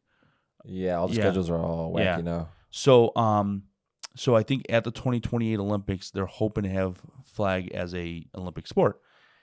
I think they're trying to use the 5-man non-contact variant, but either way, flag football as an Olympic sport is going to put flag into a whole different level. Yeah, I think number one, the one thing it really does is it ends it's not real football. Okay, football. Listen, football isn't even real football. Football was derived from rugby. Okay, I mean, let's true story. At the end of the day, we could say football. Well, football is not real rugby. I mean, okay, yeah, all right, fine. And the funny thing about flag is, I've posted this several times on Facebook, and sometimes people notice, and sometimes don't. So the origins of flag football start actually in World War II.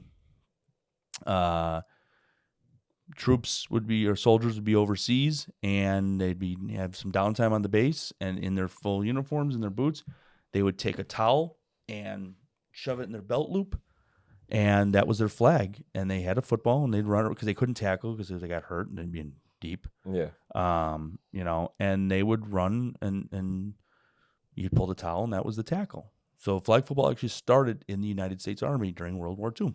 So it's been around for 80 years. Yeah. So ultimate team sport. Yeah. And so that's the thing is like, but like, I mean, flag has been around in some variants. It's kind of funny. So Wild Bunch is actually Gio's dad started Wild Bunch in the 70s or 80s or something. If you're ever at a Wild Bunch game, I don't know if it's Gio's dad or there was a guy that used to play with Gio, Mike Rumashek. But they have an old, like one of those satin football jackets that has it was gold with purple trim, and it says Wild Bunch on it.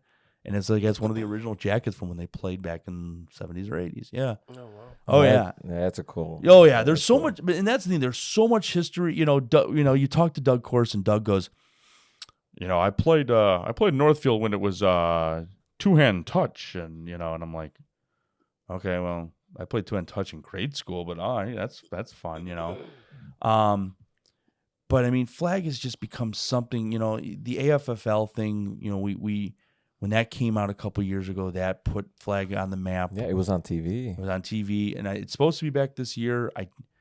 I thought we were going to do a team this year. I guess I don't know what's going on with that, but we went 2 years ago and it was a great experience. We went to the regional in Nashville and finished second. Unfortunately, second wasn't good enough to go to the big money.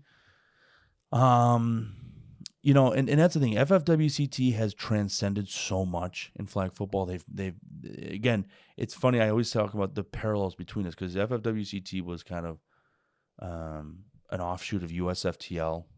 And, I remember when that happened. Yeah, and so, and the same thing with Chuck and Travis who run the FFWCT. They wanted to kind of incorporate, the media and the exposure thing because again, it had become, more than just showing up and playing football in the park on Sundays. It's really become something very unique. The flag when they had this year they did the flag spin, did the player rankings recently. Like, dude, listen. Was that some shit starting? Yeah, it was. But man, oh man, we were talking about that crap for got everybody talking, right? And across the country, yeah, across the country. And then so like here, the whole thing with Kenny and Billy. So how that came to be was the ranking. So I did a top 25 rankings before the fall 2019 season. I had this plan. When the countdown got to 25 days, we were going to count down every day by ranking the 25 top players in D1 and D2. And it was very statistical based. I believe it or not, I have a spreadsheet that I made a formula that takes stats, I weighed them and gave them different points and stuff, and depending on what you have, and then I created like multipliers where if you did offense, defense, and special teams, you got extra points. And that's actually how I rank the players for the awards. I literally have a formula for this crap. It's sad and pathetic, but it's way too much time on my head. The March Madness or the college football playoff committee. Pretty much. Yeah, pretty much. So that's how I did the top 25.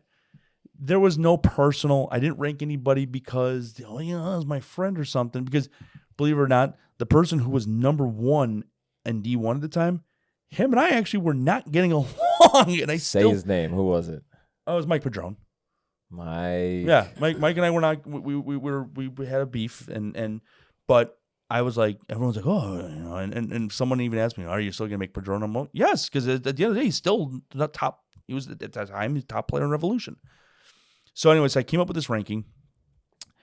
And again, it was, some people were like, yeah, awesome. And some people were butthurt because they got left off of it. Some people didn't feel they were high enough or they were too low. And I was like, oh my God, okay. For entertainment purposes only. And you bet your butt. Yep. So, and the funny thing is, there is one person who I can never remember if it was he got left off the list or he was too low. I think he got left off. Who literally took that and used as inspiration and ended up having a world-busting season. That was Najee Toomer from Black Shirts. Najee went on to score at least one touchdown in every game that season. He ended up the season with 13 total, but he had one TD reception in every single game that season. Did he win? I think he was MVP. I think he won MVP that season. But anyways, So then this year people wanted to, kind of to get things, rolling and light the fire under people's butts. People talking again. Yeah. And I just had too much on my plate. And I'm like, no, not doing it. Not dealing with this crap. You guys are going to be babies about it. I'm not doing it. So yeah. So Billy and Kenny came to me and they're like, can we do it? And I'm like, all right, cool. You guys want to do it? That's fine. You guys can take roll with it. So the agreement was they did the rankings. They would ask me for input in the sense of, because they didn't know everybody. So obviously I know I don't personally know everybody, but I know people by face, name, stats, stuff like that. So they asked for me for my input, but I would never be like involved in the voting, like in the actual process. So anyways, so then they're like, okay, well, can we post it on Revolution? I said, that's fine, but it's not a Revolution thing. Because if you ever look at those images, it never says Revolution.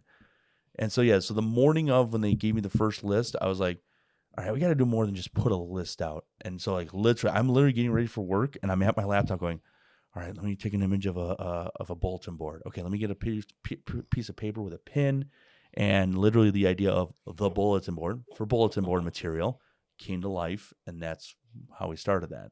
And it's so much better with the visual. Yeah, it really is. It really, and Kenny was like, well, when did you come up with this? I'm like, 10 minutes ago. I'm just like, but that's the stuff that I do. And it's like, and that's, so like, I do thoroughly, I've always equated this to playing franchise mode in Madden, but I get to do it in real life.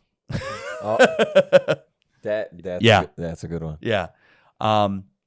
Here's the other thing, I've talked about this. So I would like to get my vision for like the top tier of football in Chicago would be a division with the best teams. One thing, and Gio from Wild Bunch and I, we talk about this all the time. You all need to get matching uniforms.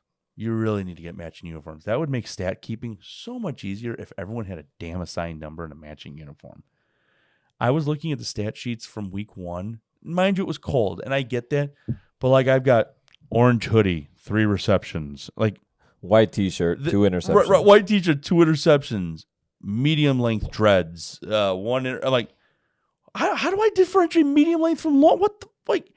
And the best part was there was a guy orange hoodie on an SOS, and I look, 2 people are wearing orange hoodies. I'm like, what the? Like, come on, like, so I would like, and that's the thing, like, so like tough. There's a league out in. Well, actually, they're all over the country. Tough League, TUFF, the Ultimate Flag. Oh, yeah. Yeah. They have like they just showed a post like about a month ago. They have like official tough uniforms. Like the teams have the jerseys, they help design them, but then they have like the tough logo on them, and they have the same supplier. Like, I would love for us to have just oh my gosh, the things I would love to do. And I see, like I said, some of it's my ideas, some of it's I see the inspiration. But at the end of the day, I'd like to bring this to Chicago. I would like for Chicago to be relevant again. I think the biggest step is us having an event, a tournament that people are going to travel to Chicago for. So, what I can say is September 25th, 26th in Carroll Stream, Chi-Town Championships is back. Nice. Yep. 2 days, Saturday and Sunday. It'll be 8-man co-ed women. 5-man, 5 co-ed, and I think 5 women, And I think I got to talk to Joe. I think there's going to be something. Women might be actually 7. But either way, we're going to have multiple formats. I mean, we got 4.5 months to get this thing ready. I'm going to do everything I can to get teams from around the country. So Black Shirts in Undisputed are going to Colorado in June. I'm going to try to get out there. Unfortunately, I'm supposed to work on that Saturday, but that could change. But the guy from Colorado wants me to come out, do some online, some commentary and stuff, and I don't know, promotion. But I'm going to try to go out there and promote getting teams to come here. Yeah, absolutely. I've already sent out a message to Ohio teams that I want them to come here. Our goal is to get, here's the thing about Chicago. Chicago's a great city. It's the Midwest.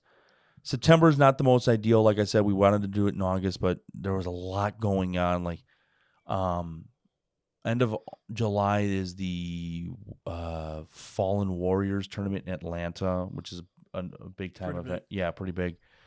Philly Bowl, I think, is in early August, and then you got the Las Vegas Nationals for FFWCT. So we're like, you know what? This year we took a step back. Let's go to the end of September. Still going to be decent weather. It's end of September. We always get that, a few days there at 60, 70 degrees.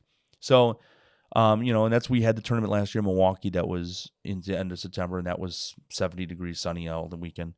So what we're going to do is, we're going to have this tournament. We're going to hope to get some sponsors on site, get a massage therapist out there. We're waiting to hear back from Carroll Stream. Either they're going to make us use their concessions. If they don't, we are going to try to hire some food trucks. That's the way to go if you can. I'm saying this prematurely, but I'm knowing my relationship with them. I'm pretty sure Marino Dodge Chrysler Jeep will be back out there. The second day of the tournament back in 2019, they had a car. Like we were on the 2 grass fields at Red Hawk Park, and we had a brand new Dodge Caravan parked at the end wide open with a tent set up and stuff. We're going to make this an event. This is going to become a thing. Our goal, Joey and I have talked about this, is to make it so that we have to move it to a bigger venue. But we want this to be a major event in the middle of, it's the middle of the country. I don't gotta ask Playboy bunnies from Vegas to go all the way to the East Coast. The 3-hour flight to Chicago. I can ask Cheat Code and UT Cobras to come from the East Coast to the Midwest. This is we want to make this a thing. That's the first big thing is creating this event. We threw this together 2 years ago, and I shouldn't say threw it together. We put a lot of planning into it, and it went well. But I want to see it bigger. I want Chicago.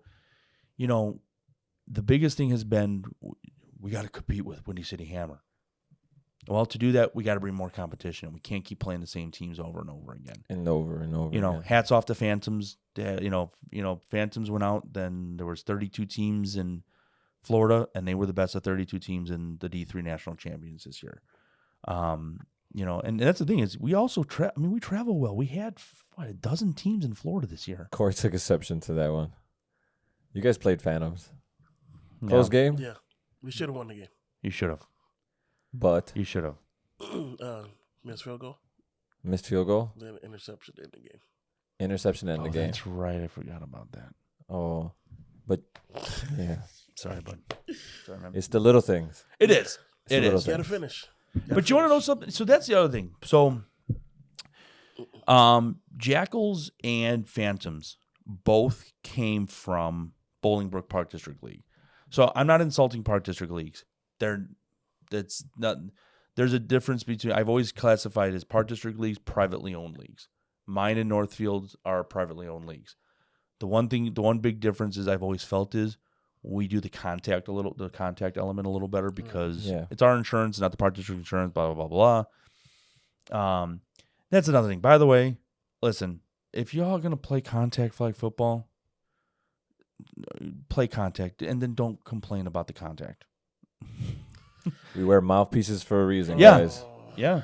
It used to be Corey, worse back in the day. Corey, don't get me wrong. There are some hits and stuff that should not happen, but then there's some things that guys are just like, go ahead. I'm go. I think it's the referees caused the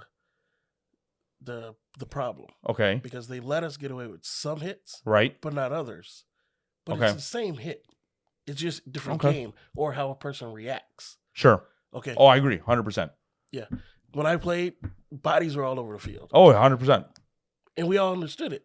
But now it's like they call some, they don't call some. Now it's a problem. Dude, I remember. So when I played for Wild Boys, we used to do this thing where I was always usually the right guard. I would chip, and if you recall, Kyle was a pretty fast kid. You know? So Kyle would always do this thing where he'd do kind of a big end around. Mm. So I would always chip my guy and let him get past me. Kyle, knowing Kyle could outrun this kid. And Kyle would always come back around, and the guy would be so focused on chasing Kyle that I had waited. Oh.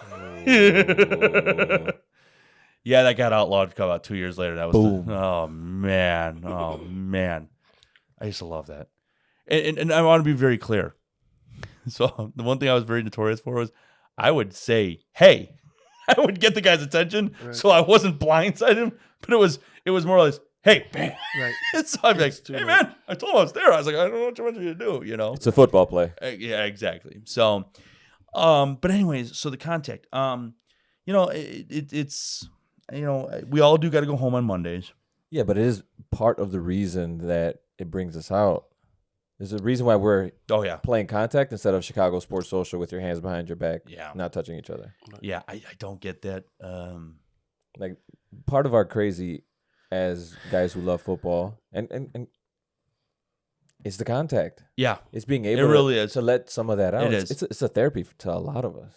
Well, and see that's the thing. So like my ex-wife used to always just say, she goes, well, at the end of the day, she goes, I'd rather you be out there doing that on Sundays than some other stupid crap. I go, all right, well, cool. I get, and I agree. I'm like, because for me it was, it was cathartic. I would get out there and it was, you'd have a bad week and man, you could tell the guys that were Definitely waiting for Sunday because, man, they go out there with something. They were amped. Yeah. Amped. But after the game, after taking all those knocks, all those bruises, everybody was shaking hands. See, that's the thing. Yes, that's the one thing I always say is as long as everyone at the end of the day shakes hands and remembers that this is, man, we're just playing a game. That we love. Yeah. Then, listen, I want you guys to go out there. I want you guys to have fun. To compete. Yeah. So, but yeah, no, I mean, listen, Revolution has become something I never imagined it to be. I think it's got such a great potential to become something more. And like I said, this is in here. So it's on file. It's actually, I made a post today. Somebody said something about, because there was 2 leagues that are going to get together in Ohio and do an all-star game. And someone was like, oh, it could be Revo and Northfield, but they beef. And I said, hold on. And we're not beefing. We're not. I will say this. Things are a lot quieter than they used to be between the two of us. No, but this is my olive branch. I want it to be known. I am open, ready to sit down with our competition and create something and work together. I think it can and will work. I think it needs to happen. I think if we get rid of that element, Chicago flag football is going to be something special. I think you've got a couple guys that are really creative and have a lot of ideas and are very passionate about it. So my understanding is Mike Catone has kind of started to walk, step away. Really? Yeah. No, Mike is, Mike has been doing this for 30 years, him and his dad. And I am always eternally grateful to Mike for because I remember when I first discovered Northfield, it was in the mid 2000s. I mean, and I remember looking at the website. Same. Yeah. I remember looking at that website and being like, oh man, this is pretty awesome. And going out there, man, it was just fun competition. And it was just something. And like I said, I felt I felt that there was a need to bring social media into it. And I think that this, for everything what we put into it and we give to it, there should always be something coming back. And that, whether that's awards, recognition, exposure, I don't know how legit true this is because I've heard that this is, kind of BS, but there was a player, supposedly there's a player on United who, on our very first season, he holds the league record for most interceptions in a single season, who actually used some of his game footage, more or less for technique and stuff. Yeah. In his recruiting, and I can't remember where he went to school, but he got a scholarship and went and play some college ball, and and that's the thing is, I mean that's a one-off, but at the end of the day, this is about having that, hey, my parents live in another city and they get to see what I get to do, and I remember one time a guy, one of our defensive players of the year, I think it was second or third season, sent me a message. He's like, you don't realize how much this means to me. Like, he goes, I come out, I play, and be recognized like this is like, this is something I get to hold on to and, say, hey, I did this, and that's all it's about, man. It really is. And I love it. And I love seeing you guys get to do it. And, and when you guys had started this podcast, I was like, oh, this is awesome. This is, because again, football is just not just flag football in general. It's something different, It is. Yeah. It changed my entire life. Cash payouts. Okay, we have a suggestion. For what? For tournaments. We do. I mean, big ones. What do you consider big? The teams from, excuse me, teams from Maryland to get on those buses, those flights. Put that mic closer. We need everybody like to hear they you. used to. Yeah. Cash tournament, big cash tournaments. Okay. Payouts. So, $10,000. 10 grand. Okay. How many teams do you need for that to even be plausible? Okay. Am I allowed to swear? Oh, absolutely. Fucking relax. Okay. Said 10 stacks. I don't know if it could ever get to 10 stacks. So I can tell you this. There is potential. So I don't even know if you guys, if you know this or not. So when we first introduced the idea of the Pro League last year, do you know what the payout was supposed to be? I heard about $5,000. $4,000 or $5,000. $4,000 or $5,000. It was. So I worked it into the league fee because the league fee was $1,500. Right. So it was going to pay $4,000. If I found sponsorship, it was going to become $5,000.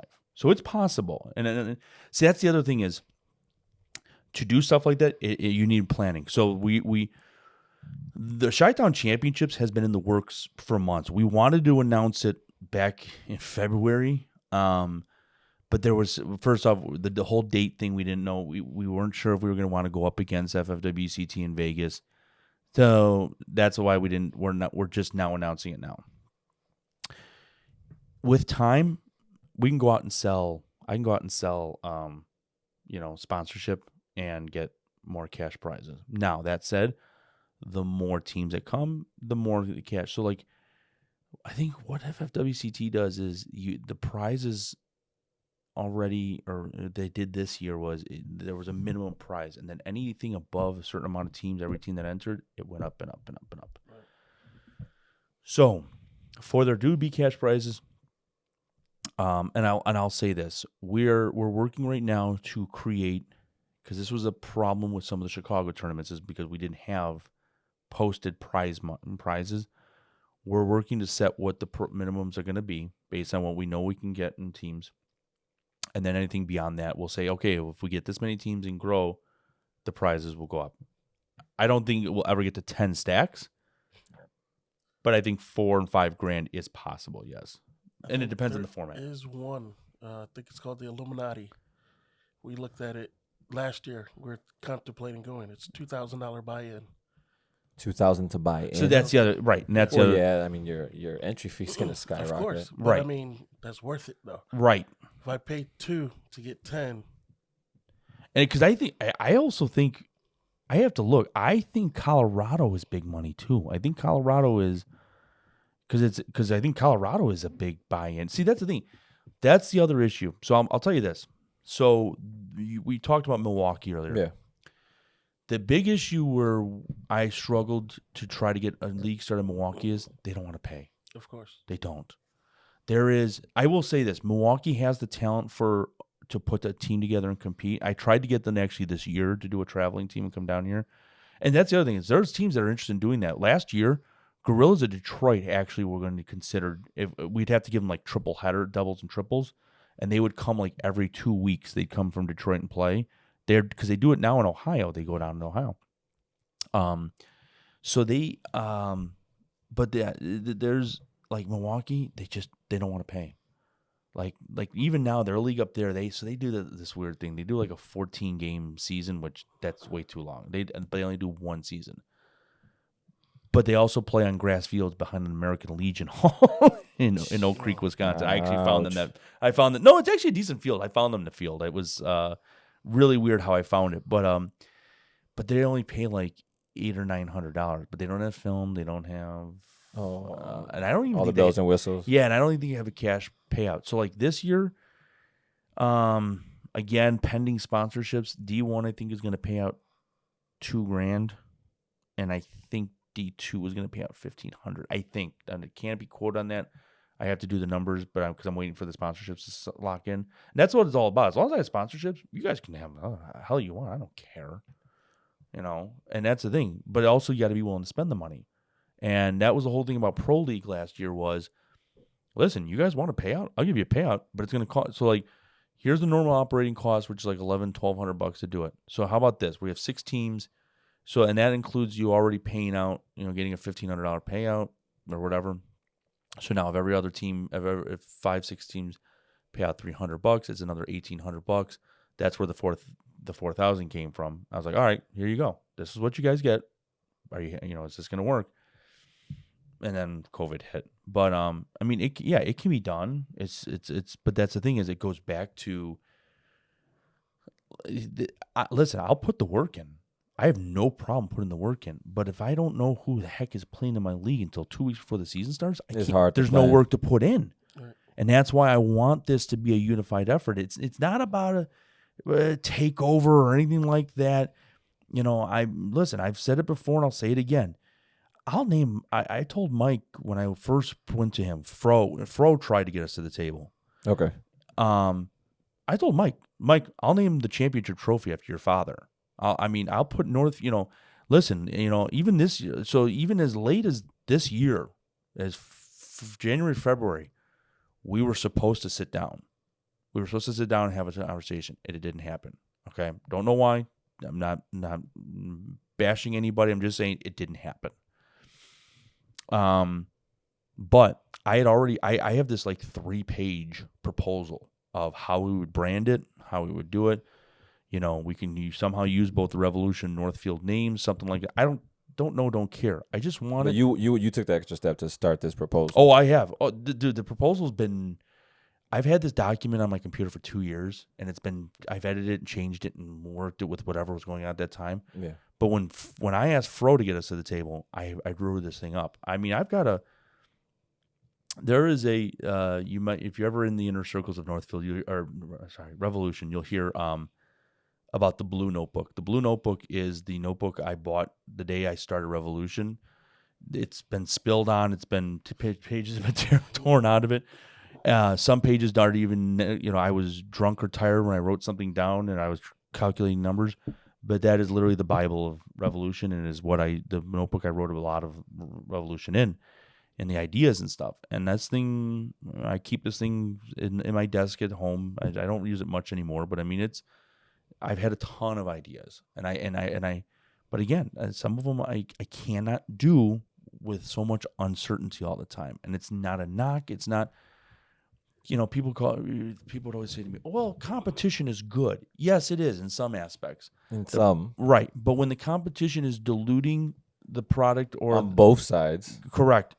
And keeping and prevents even more better things happening, no, then the competition is not good. So, but yeah, I mean, I think it can happen. Like I said, we're hoping to do the 5-man thing. I'm hoping to have that up. I wanted to have it in May. It's not going to happen in May. Maybe at the end of this month, but probably next month, we're going to have an outdoor 5-man season. Fuck it, baby steps. Yeah, baby steps. 100%. Baby steps. Get that trust factor going, and let's finally get one big, amazing, great league. Yeah, I mean, like I said, the minds are there. I've got good guys on my side. Northfield's got good guys on their side. The other day we had a question. We were debating something about officiating, and the first person I was like, all right, let's have Strats. Because, I mean, Strats knows pretty much every little idiosyncrasy about the game and the rules and stuff. So, yeah, I mean, there's, like I said, I want this to happen. I have been pushing for it to happen. If it happens, it'll make my life a lot easier and probably make me a lot nicer. I would probably be less of an a-hole to certain people. Less stressed out. I think we're beyond my hair would maybe grow back, but I think we're past that part. I think we're past that part at 36 years old and almost 37. But no, I would like to see this happen. I think it's going to be great for our sport and our city. So, no, I agree. Yeah. I completely agree. I tell Corey all the time, like, I can't wait till everything just gets settled somehow. Yeah. And I'm hopeful for it too. That will happen. A lot of people are. So I will tell you this. This isn't me. Everybody I have talked, because I don't hide it anymore. I keep it on the low for a while, but now I don't care anymore. I tell people about it. Everyone wants it. Everyone really does want it, especially in our side. It sounds a little backhanded, but they want it to happen because for the same reasons I do. They don't want to have to deal with this crap anymore. They just want to, hey, well, okay, when do we have to sign up? All right, cool, we're signed up, we're done. Yeah, one league. Could you imagine the parking lots? Could you imagine like the stands after games with different teams just all hanging out? And it's not, I got to run because I have a game in another league across town. Yes, okay. That kills the entire vibe after games. So that's the other thing. Thank you. That was actually kind of my last talking point was one of our biggest issues right now is teams are not fully applying themselves because they're so focused. Listen, I get everyone wants to play as much as they can. I mean, I think I wanted to be like that when I was that age, but at 36 years old, I'm going to get my one. If I have to do a doubleheader, great, but I'm good going home. I'm done after the day. I do know that there are some MFers right now who are at 8 o'clock, they're playing T-Man's League. At 9:30, they're at Revolution, and if they're lucky, they're at 11:30, they're playing Northfield. I mean, good for you. Here's the problem. There's no way you're fully applying yourself. There's no way you're giving your 100% at all 3 of those games. It's not possible. And then team-wise, a lot of times you're missing guys. You're missing guys. So the biggest struggle, like Vanilla Gorillas, when VGs joined us, they're like, we want to double dip. I said, all right, that's fine. And I said, I'll do my best to make the schedule work for you. But, and I've never really had to do, because again, our schedule always comes out first. But the thing is, they didn't always have their full team because, well, some guys could only make this game and some couldn't make that game. And it's like, no, stop. Like, if we're going to start creating a top level, I look at some of these leagues out in the East Coast that have multiple D1 or A League teams or B League teams. And right now, if I'm being honest with you, we have Undisputed, Phantoms, Black Shirts,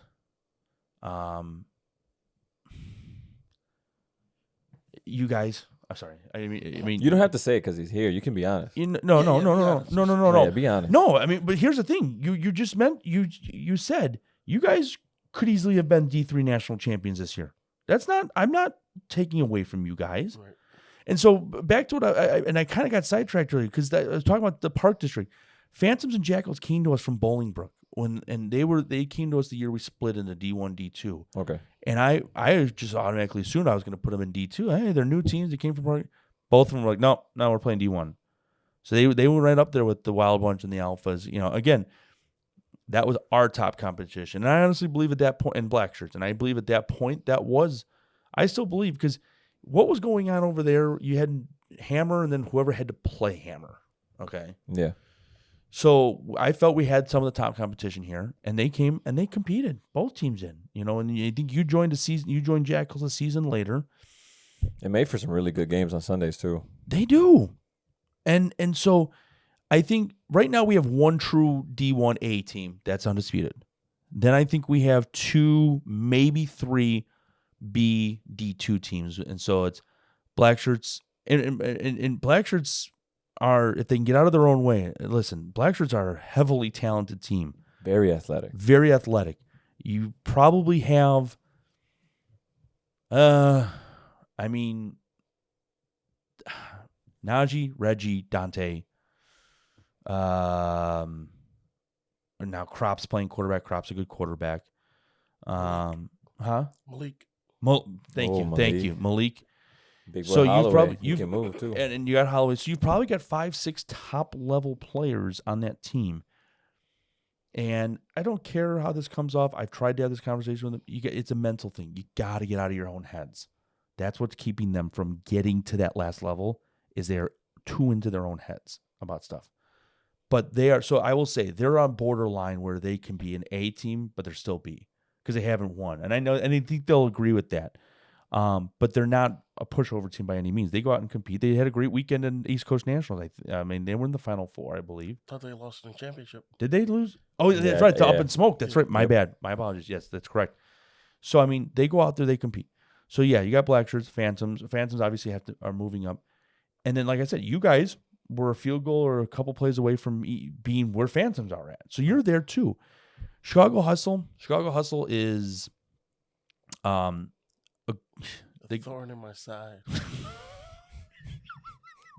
I can't wait for the comments on that. With a lot of respect, and I only say that because we haven't beat them yet. Yeah. Oh, that's right. Yeah, it's true. Ton of talent on that team. Yeah. Is Ian's new to the flag game? Is he not? He played with me with the Spartans, but with me he was a wide receiver. Okay, so as a quarterback. As a quarterback, yeah. Because I know he's a decent semi-pro quarterback. I mean, he's wide receiver. He's one of the best wide receivers. Oh, see, I thought I saw somebody say that he was quarterback from Routers. I'm like, no. Okay, no, my bad. My apologies, Ian. Sorry. Yeah, no. Okay. Monster receiver. Yeah, I mean, well, dude, he's your height. I mean, he's taller than me. Is he really? Yeah, he's like 6'4". Yeah, he's 6'4". Wow. Okay, my bad. Hustle can be there with a few pieces. So we do have developing talent. The problem is that again, guys are spending too much time. I'm going to go play over here. I'm going to do this and stuff. And we could be developing teams that I think there is a very, very good amount of talent in Chicago that we could have teams showing up consistently every week and getting better and better. Yeah, and I honestly think with one United League, now you talk about chemistry building throughout the entire year. We're going to go to Nationals, and Chicago's going to represent more than 100%. just that 1-2 team. 100%. We're going to be competing on every level. That's been my vision for a couple years now, and I want it to happen. And again, the naysayers are going to go, oh, he just doesn't want to deal with the competition. No, it has nothing to do with it. It has to do with I have literally sat and analyzed the crap out of stuff, and I see how things are going. I watch teams. I watch how they – see, that's the thing is, guys, listen, I admittedly chime in on some stuff I shouldn't chime in on at times. I've gotten better at it. I've definitely there's some things where I just go, all right, no, can't, got to walk away, I'm very observant. I watch things, a lot of things. I watch how teams are going. I see where things are, are trending. And like I said, I believe that we have a bevy of talent and more, but it's just we got to stop with because that's the other thing. Guys, I was talking to somebody in Ohio. Guys don't do that. They don't. There aren't multiple leagues. Guys aren't leaving one game to go play in another. They are focused on making that one team great. And that's really what it comes down to, is just focusing on this one thing, this one goal, one unified objective. We're going to have good events in Chicago. We're going to have all the social media stuff you guys want. Listen, I'll tell you this. If I've got one league, you guys will have player rankings every year. You'll have a show every week. I guarantee it, because I will have I shouldn't say myself, if Giuseppe chooses to work with me, whoever chooses to work with us to create this thing, we will have the resources and the ability to put us all together and do it all and bring in everything we've wanted to bring. I guarantee it. It's not a sale tactic. It's in my head here. It's up here. It's drawn up. I have the plans for it. Some of it I could probably do right now, but it's not. You're stretching yourself. I'd be stretching myself, and it's not worth. And it's not even just about stretching myself. It's not worth it, because if guys aren't there to really benefit from it, well, why the hell am I doing it? Then I'd just be half-assing it. So that's my thought. No, I'm very hopeful. Very, very, very hopeful. Yeah, very I am hopeful. too. So, and I appreciate you just letting it all out.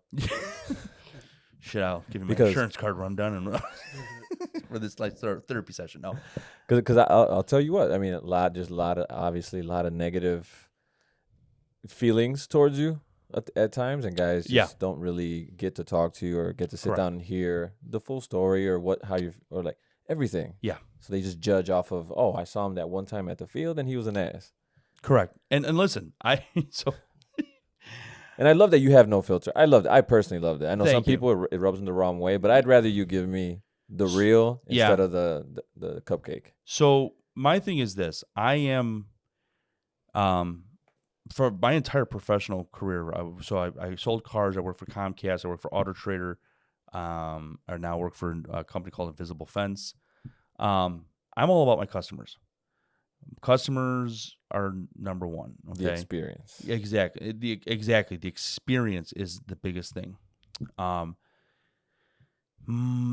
will do whatever I can to provide the best experience and provide the best product out there. But the thing is that takes a lot of work, a lot of time, and a lot of emotion and feeling. So, listen, like I said, I've gotten a lot better at it. I used to get upset about the dumbest comments about Revolution because it was still in its infancy, and I was like, oh my God, am I really, am I screwing this up, or am I really competing? Like, now I'm at a level where it's like, all right, I mean, some of the dumb comments, like, all right, cool. Revolution still, because there were people that did not think Revolution was going to make it past 2018. Now I've made it past 2018, made it 19, and now we're in season 5. Unfortunately, because of COVID, it should be season 7. But made it past COVID. Yeah, made it past COVID. Yeah, and listen, that was another thing. Was like, I stand by my decision last June. I know it stunk to, I was like, okay, we're coming back. I have my reasons. I've told people I have my reasons. I was privy to the fact that Pritzker was going to cut sports. I knew this was coming. I was warned about this. And I kind of did like a bit of a cost analysis, and was it worth getting it started up just to have to shut it down again? And I was like, no. And at that time, we were still not really fully understanding COVID, and I didn't want to gamble with it. I really didn't. Corey's one of those people that wasn't happy about that. I know he wasn't. I know he had a lot to say. He's being real quiet today. It's so weird. A lot to say. No, and that's the thing. It was not easy, but that said, I think not coming back made it even better to come back this year. Right. It allowed me, and I'll be honest with you, it allowed me to recharge the batteries. I was drained. I was feeling some burnout. Yep, 100%. And I came back with a new look on things, and now with the guys helping me in the background, it is definitely, because my phone rings a lot less now, and but so I'm at a point where, like I said, I don't care. I mean, at the end of the day, if you don't like Revolution, you don't like me that much, why do you keep showing up? Why do you pay? But they're not there for you. Right. They're there for the game. Right. Exactly. They're there for their teammates. Exactly. So I just go, all right, cool, whatever. And like I said, for every one or two of those guys that's kind of like, got something to say, there's 8, 9, 10 that are just like I have an inbox of messages that, thanking me, and, and guys who like, hey man, really appreciate this. Please keep this going. Da, da, da, da, da.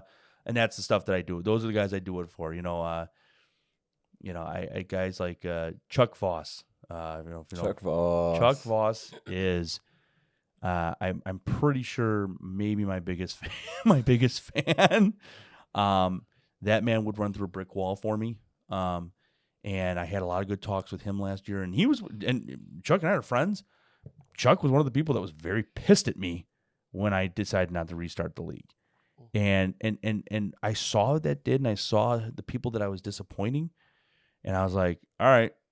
But my thing was, I knew we were coming back, but at the same time, I had to go, okay, those are the people that if I stop Revolution, I'd be letting those people down, and I don't want to do that. And like I said, as long as we can make this work and I'll have fun doing it, Revolution's gonna be around for a while, and I hope for that to be the case. Because I see so much potential for it, and I do truly have a lot of fun doing it. Yeah, and on behalf of all the guys that are still trying to play and appreciate you having this league, like, big thank you. We are in Mental Health Awareness Month. Yes. And I'll be one of the first guys to say that football definitely helps me. Yeah, it really does. It's something, for as much as it does damage physically. It really is something, and like I said, to have this outlet on Sundays, and this, I'll kind of wrap this up on this with, is that, so I do have some days where I'm like, Monday through Saturday, I made a post on Facebook recently. I was like, game day is the best day of the week. The days leading up to it are a completely different story. Yeah. So what that was, and I'll be the first to admit, I was having a very rough week. I had a couple weeks ago where I got my vaccine shot and kicked my ass. I actually ended up in urgent care, and it was a rough week. And I was tired. I was beaten down. I had worked 70 hours in the work week. I worked Monday through Saturday. And I was like, and I got to Saturday, I'm like, oh my God, I got to go to football tomorrow. I got up, I did football, and had a great damn day. And I enjoyed it. I enjoyed sitting out there. Once you get out to that field, last Sunday, it was kind of nice last Sunday that we had. Unfortunately, with nonsense dropping out and stuff, we didn't have to start till like 9:30. Because that's the other thing. Guys don't even realize. Y'all, I'm up at 5:30 on a Sunday morning getting ready for the day. Because I have to drive to the field, drop off equipment and stuff like that. So I got to sleep in last Sunday, and I showed up at the field, and I saw you guys, because that's when we talked about doing this episode. And I was like, I walked onto the field, and I was just like, man, it was so nice out. And I saw everyone having fun. And I was like, and my girlfriend was with me. And that was the first day she was at the tournament with me in Milwaukee when I ran the tournament in Milwaukee in September. Yeah. She does not know anything about sports. She does not give a crap. Just supportive. But she's very supportive. And she wanted to spend a day with me. And I was like, all right, cool. It's a short day. I'm not doing anything. Like tomorrow I have to do video. Well, I might have to ref now because apparently Frisbee golf is a injuring sport. Were you here for that or no? No. one of my refs just texted me before we started the show. Was it Batman? No. It was the other foot. No. A picture of his foot in ice because he hurt himself playing frisbee golf. Oh wow! I'm not naming names, but I'm going to have an interesting conversation as soon as we're done here. I'm going to call him and go, "What the hell?" Oh wow! Yeah, but anyways, but that was like, dude, I was like, I went over to Carroll Stream and I went over that field and stuff. And I get to walk around. I get to, the biggest thing is when I get to walk the sidelines, talk to guys, shake hands, hug people. And have those quick 5-minute conversations with the guys. Shoot the shit. That's really, I live for that. It really is an amazing thing, and I'm so honored and privileged to get to do it. And so to answer your question earlier, yes, I do feel important, and I enjoy feeling important because at the end of the day, listen, I'm gonna tell you something. There's probably another guy who could do what I do, but not everyone can do it, and not everyone can do it with as much determination as I have, and I take pride in that, and that's something that I just. At the end of the day, I love doing so. And we appreciate you for it. Thanks, man. Thank you so much for all that. I appreciate this. Anything you want to say to everybody watching? I know we're going to have a lot of the flag football world probably tune into this episode. Anything that you want to throw out there? A huge thanks to everybody. I mean, it's really at the end of the day, you guys make it and break it. You are the reason why this happens. If it wasn't, then I'd be doing something else, maybe doing frisbee golf. I don't know. No, like I said, 8 out of every 10 guys is amazing to talk to and deal with. There's some guys I don't get to talk to that I would love to talk to more. But without you guys and without there having been a Northfield and before us, this doesn't exist. And so without stuff like this, guys like you that love football and need and want it, then I don't have a role here. And so it's always a huge thing. I am very extremely grateful because listen, this crap ain't paying my bills, okay? I do this for my enjoyment and sanity. For the love. And so when I get to see the guys who appreciate it and hear the compliments and hear the support, that makes my day, and it means a lot to me. And so again, thank you to everybody. Thank you for sticking with us. I know 2020 was tough, coming back, being very supportive and encouraging us. And like I said, let's bring it all together. Let's get all under one roof and make flag football in Chicago great. So. Let's put a dent in the national atmosphere. Yep, I think we can. I think the undisputed merger is going to be huge for us, but I think we can start top to bottom. I think in all 3 levels every year we could be competing consistently, and we should be, and I want us to be. But to do that, I think it's going to need a little more unity. So, Brian, thank you so much for coming on. Thank you, man. It's been a pleasure. Appreciate it. For sure. Corey, you were very quiet this episode.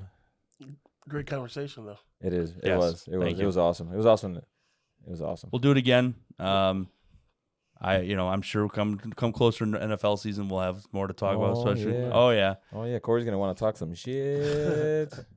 I'm ready. We'll do it. He just held back today. Cool. Sure. Guys, appreciate it if you stayed to the end of this episode. You guys are amazing. Love you guys. Appreciate it. Hope everybody has a great weekend, and happy Mother's Day to all the mothers celebrating. You guys are amazing. Without you, we're not here. Yep. So, Mom, love you too. Happy Mother's Day. Happy Mother's Day. Thanks, Chris.